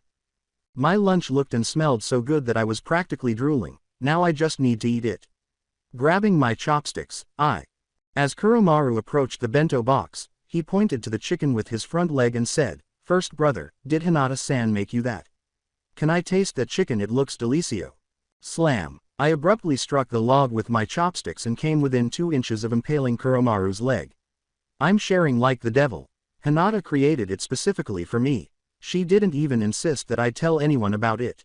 This. I gestured toward the bento boxes and said, "Mine." I gave him a serious look. Kuromaru pulled his hand away from the bento boxes and said, clumsily, "All right." I started eating my lunch, and it was really good.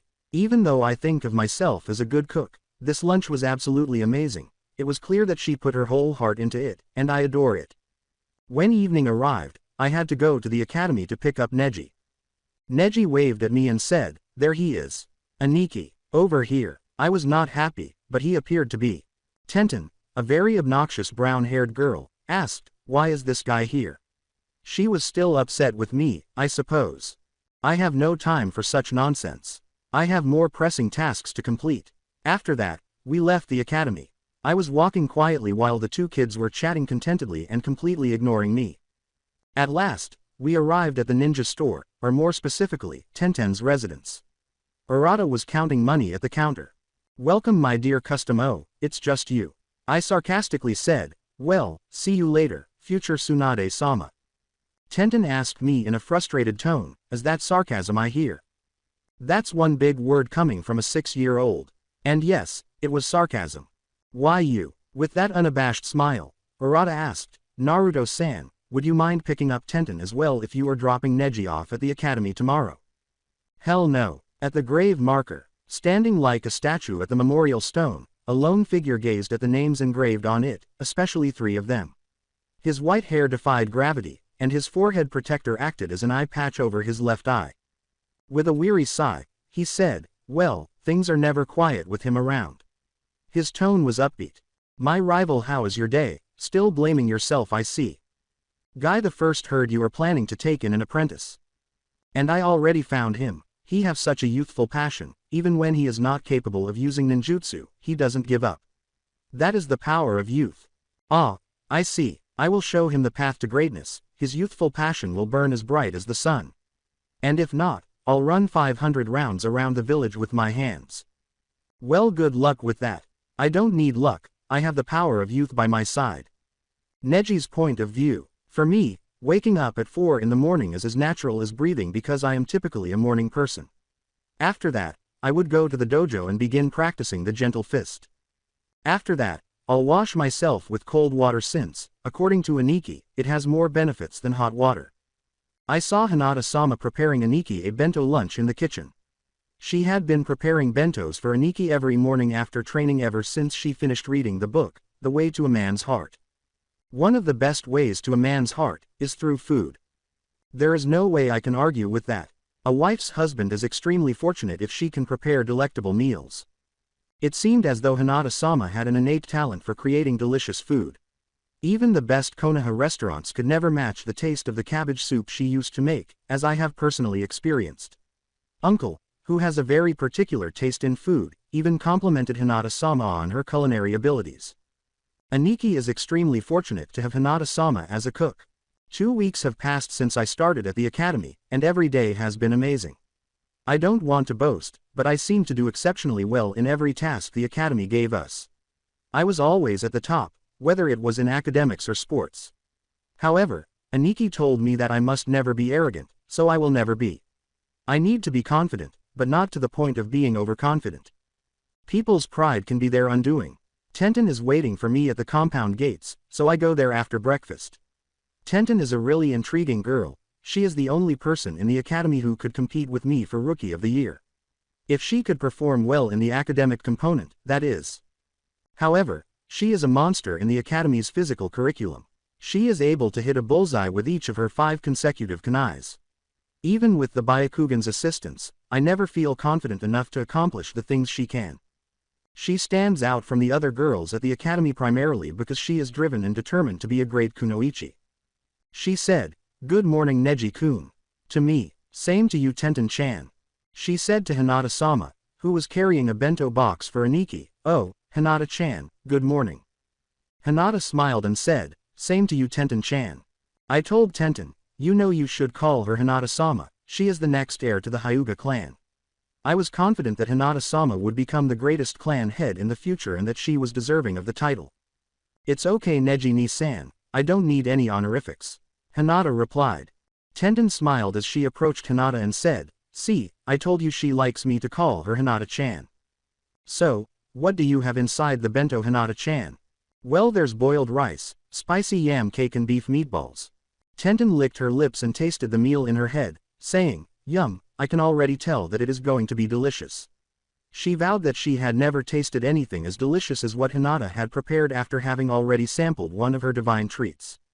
"So you're giving this to that blonde bastard, again? Tenten-chan, you must not call people with such rude nicknames."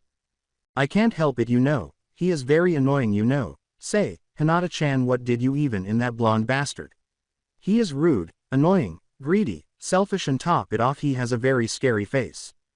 "Well, not everyone is perfect, so I don't expect Naruto-kun to be one either. He can very rude, greedy or selfish sometimes, but he has his reasons. I don't want him to perfect, I like the Naruto-kun who just the way he is. And even if he a bit intimidating to look at, he is a nice person on the inside." Hinata spoke so passionately that Tenten felt somewhat bad for having doubts about Hinata's feelings for Aniki.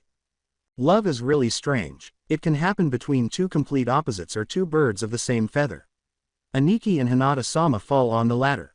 Their love is comparable to the powerful pull that exists between a magnet's opposing poles. They are diametrically opposed to one another. Hinata-sama possesses all the attributes that are appropriate for an angel, including kindness, gentleness, compassion, and humility. Aniki, however, is the total opposite. Love is incredibly complicated. Naruto listened to the discussion from a corner of the Hyuga compound. "Hinata-chan, I love you very much." "Well, let's get going then," he said with great joy today. "Well, hi, shall my young ninjas go to the academy?" Aniki surprised everyone by showing up out of the blue with a big smile on his face. He was clearly in a good mood, and let's hope that it lasts the entire day. Tenten said angrily, "Speak of the devil and he shall appear before you." Aniki would typically respond, and they would continue to argue until Hinata-sama and I intervened. However, Aniki completely disregarded Tenten today and continued to smile, so something is clearly amiss. Hinata smiled and handed Aniki the bento lunch, saying, "Naruto-kun, here's your lunch." Aniki accepted it with a broad smile. "Thanks Hinata-chan. Naruto-kun, it's nothing, but I still want you to be safe." Please remember to share your lunch with Kuromaru and work hard without injuring yourself. When Hinata-sama mentioned that he had to share his lunch with Kuromaru, Aniki laughed awkwardly. Amiki was a very self-centered person with regard to Hinata. He finds it painful to give away the food she prepared for him, even if that someone else is Kuromaru. We were all jogging around the academy's training ground when we arrived there. Since I've never liked being the center of attention, I jogged alongside Tenten in the middle rather than at the front. Hey, you can't do ninjutsu, I've heard. I heard someone talking ill about a body behind me, and I thought, that's so lame. When I turned around, I saw that two children were making fun of someone who was a little odd. His eyebrows were enormous. I am aware of that, but I am confident that I can succeed if I put in the necessary effort and challenge myself. With a determined exclamation, the boy with the enormous eyebrows said. Hey, simply acknowledge your failure. I'm not a failure, I promise. I'm not a failure, I promise. They made fun of him. No, I'm not. Failure. Failing. Ah, in an attempt to shield his ears from the taunts, the boy with the enormous eyebrows screamed. Ha ha ha, look at that failure fleeing. They made fun of the boy who had fled. The boy did not return to the classroom after that. It was now lunchtime, and Tenten and I were eating beneath the tree with the swing while I worried about the boy with the large eyebrows. Hey, Tenten said, if you are not eating your lunch, I will. She moved her chopsticks closer to my lunch. Hey, bring your own lunch. I returned to my lunch and pushed Tenten's chopsticks out of the way. Geez, if you were not daydreaming, I wouldn't do it. Do you know why that boy was unable to use ninjutsu, Tenten? You're referring to Lee. According to the doctor, he is incapable of performing ninjutsu because of his malformed chakra coils. That was terrible. Without using chakra, it was impossible to pass the graduation exams. 3 fundamental and significant ninjutsu a euro, the substitution, the transformation, and the clone jutsu a euro, must be performed by the student on the graduation exams. If these are not performed flawlessly, the student must fail the exam. What's up with that dejected expression, Neji? Tenten cut me off in my tracks. I'm going to help that boy. It was evening now, and Aniki was there to collect us. Hey, how did your day go? We started to walk towards our houses after Aniki called us. Tenten and I were utterly silent as Aniki walked ahead of us and babbled about having to share his lunch with Kuromaru. You know, you would have been appalled by Kuromaru's face and the manner in which he consumed them. Those meatballs are made of beef. He is essentially a cannibal. When Aniki turned around, she saw that Tenten and I were gone. Hey, why are you guys so quiet back there? Somewhere else. You believe that leaving that blonde bastard behind is a good idea. You had the option to ask him for assistance. I was already looking for Lee after activating my Byakugan. Well actually, it was a bad, very bad idea. Aha, if he weren't in front of Hinata-sama, Aniki would be, well, an asshole. He would probably say, ignore all the useless shit-call people, if they don't respect you. I doubt he would do anything to assist us. We were hiding behind the bushes when I soon located Lee, who was kicking a tree trunk wildly. Lee inhaled deeply before continuing to kick the tree. 4,995, 4,996. If I can do 5,000 kicks, I'll become the greatest ninja the world had ever seen. He grunted with each kick, indicating that he was extremely exhausted. 4,997, 4,998, 4,999. Lee was about to give the last kick when his legs failed him from exhaustion and he collapsed to the ground, face down. There was a pause, and we could hear Lee sobbing. I was aware of it. Ninjas are impossible for me. I ought to have paid attention to them. I am a complete failure. Lee yelled, a useless failure. He was heartbroken because he knew he would never be able to perform ninjutsu, but he still thought he might have a chance if he put in the necessary effort. You are not an ineffective person. I came out of the bushes, and I know that he wasn't a failure. Aniki even stated that anything is possible if we work hard. He lived for 2 years by himself, facing death every day, but he never gave up because he doesn't believe in giving up. If Aniki can do it, then Lee can do it too. Lee gave me a look before wiping away his tears with his sleeves. It's you, Neji-san. Why are you here? I'm here to tell you that you must never give up. Even when the world is against you, you must never give up. But don't you realize that I'm a complete failure? I am incapable of even using those basic ninjutsu techniques. How do I train to be a ninja? I'm not sure how, but I'm always here to help if you ever need it. Tenten acknowledged, that also includes me. But why? Why do you wish to assist me? Let's just say that I want you to be my rival. What? I extended my hand to him. Let's work hard together. I also want to be the greatest ninja not just in Konoha, I want to be the best in the elemental nations. Neji-san. Lee noticed my hand, took it, and got up, his eyes watering. Thank you, Neji-san. I'm grateful. That's all well and good, but how can we even assist him? Tenten inquired. You need not be afraid. A strange man just materialized in front of us after someone made a declaration. The reason is that Might Guy has arrived. The man was the epitome of weirdness. He wore a skin-tight green jumpsuit that exposed most of his body. He's undoubtedly a pervert, had orange leg warmers, and had a bowl-cut hairstyle and eyebrows that could compete with Lee's. Lee was amazed by what he saw, while Tenten and I were frightened. After watching you for a few days, my dear Lee, I can tell that you possess the fire of youth. He said, gesturing toward Lee. What are you referring to?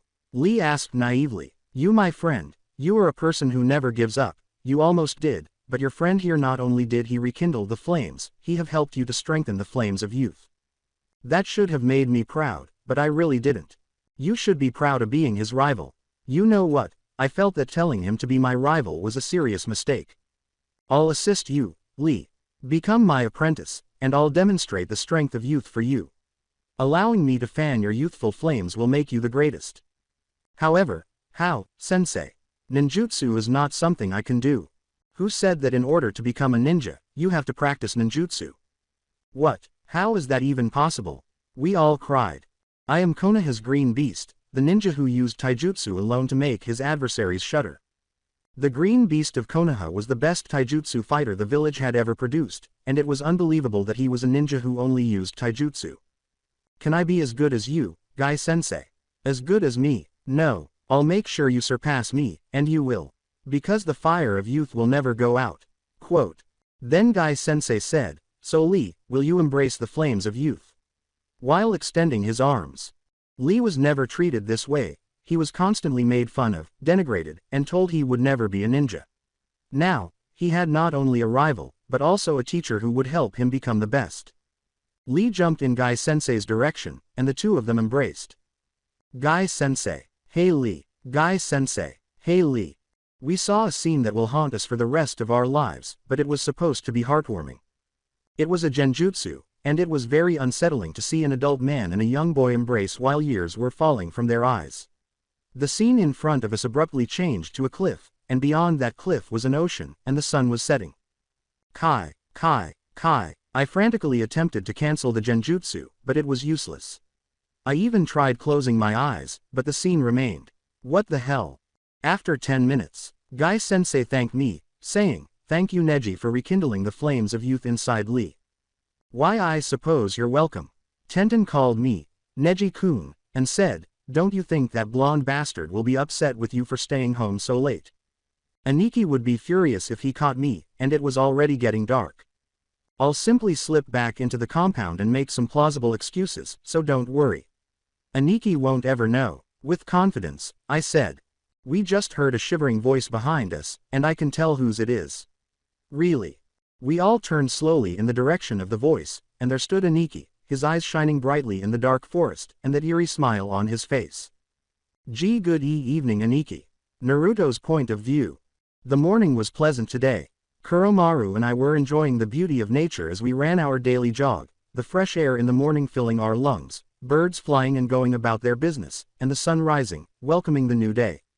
It was supposed to be a nice day, but instead some jerks showed up and ruined the morning. Kuromaru and I both turned our heads at the same time to see the two creeps jogging beside us.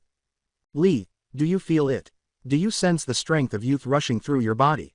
Guy-sensei, yes, it's really addictive. Guy and his apprentice Lee were the two ninjas in green skin-tight jumpsuits who were running alongside us.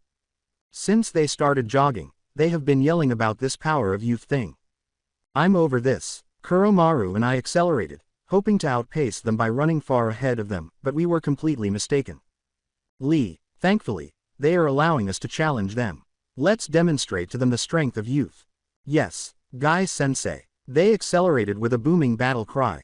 The two creeps soon caught up to us, even outrunning us, but Kuromaru and I never backed down from a fight, so we also accelerated. We quickly overtook them and caught up to them. They seemed to be taking it seriously. Quicker Lee, we have Yu's power on our side. Guy-sensei. Yes, we were so tired that we were the four bodies sprawled out on the grassy ground in the park, taking deep breaths. We ought to take action.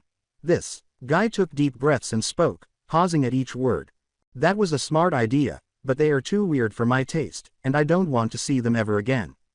I have a question for you too. I replied. What is that, too? Guy uttered those words. With me, what do you want? He was a ninja, and in my opinion, all ninjas were the same. I said this in a harsh manner because I find it unsettling that he is here. Guy said, actually I want to thank you. The fuck? What did I do to deserve gratitude? You may not be aware of it, but I can sense the youthful fervor burning brightly in my apprentice's heart because of you. The strength of will to accomplish even the seemingly impossible. I don't even know what he's talking about, really. I am the green beast of Konoha, the best taijutsu practitioner to have ever set foot on the elemental nations, and I will assist in strengthening because of this. Although I would prefer not to, I might as well accept the offer if the title of Greatest Taijutsu Fighter is genuine. I said, show me what you got. First of all, it appears that you use weight seals while running. Not too bad. It is very effective at strengthening the legs, and because it can be applied to any part of the body, it is very adaptable. However, it's still insufficient. Consider utilizing gravity seals. After giving it some serious thought, I realized why gravity seals are used. They are high-level seals that, as their name implies, raise or lower the gravity of the area they come into contact with. When the gravity seals are placed on our bodies, gravity will increase, pressing our bodies against the ground, preventing us from moving, and requiring more strength to move. It also helps to strengthen all of our bones. I see that you were already aware of a gravity seal's benefits. You were just as smart as Neji said you were. I guess that guy told these guys about me. Later, though, I will be able to thank him. Guy removed 6 scrolls from his chunin vest and laid them out on the grassy area, saying, I also will give you these taijutsu scroll techniques. Take a look at them. I accepted the offer without hesitation. Take advantage of this opportunity, it doesn't come around very often. I started reading the first scroll after opening it. These are the scrolls containing the most popular taijutsu styles I have collected for many years. Though they may be weaker than my taijutsu style, but they can be very lethal, especially the one you are reading right now. Guy was stunned when I said, emotionlessly, too flashy. Kuromaru read the scroll as well. Despite his bullish nature, I have been teaching him to read for a long time, and he can read simple children's books quite well. You might wonder how that is possible, but the answer is straightforward. I am a good teacher, and I am proud of that. Hinami-san even acknowledged that it is true. I can't actually read this, but if you say it's too flashy, then I think it's useless for me, said Kuromaru. Kuromaru and I share the same fighting philosophy, which goes, destroy everything that opposes you. In other words, we favor straightforward, useful moves that employ brute force over ostentatious tactics. I grabbed the subsequent scroll. Too flashy. Then the subsequent scroll. Still too flashy. Next up. Still too flashy. The final scroll was intriguing. It was titled, Tiger Style, which is exactly what we needed.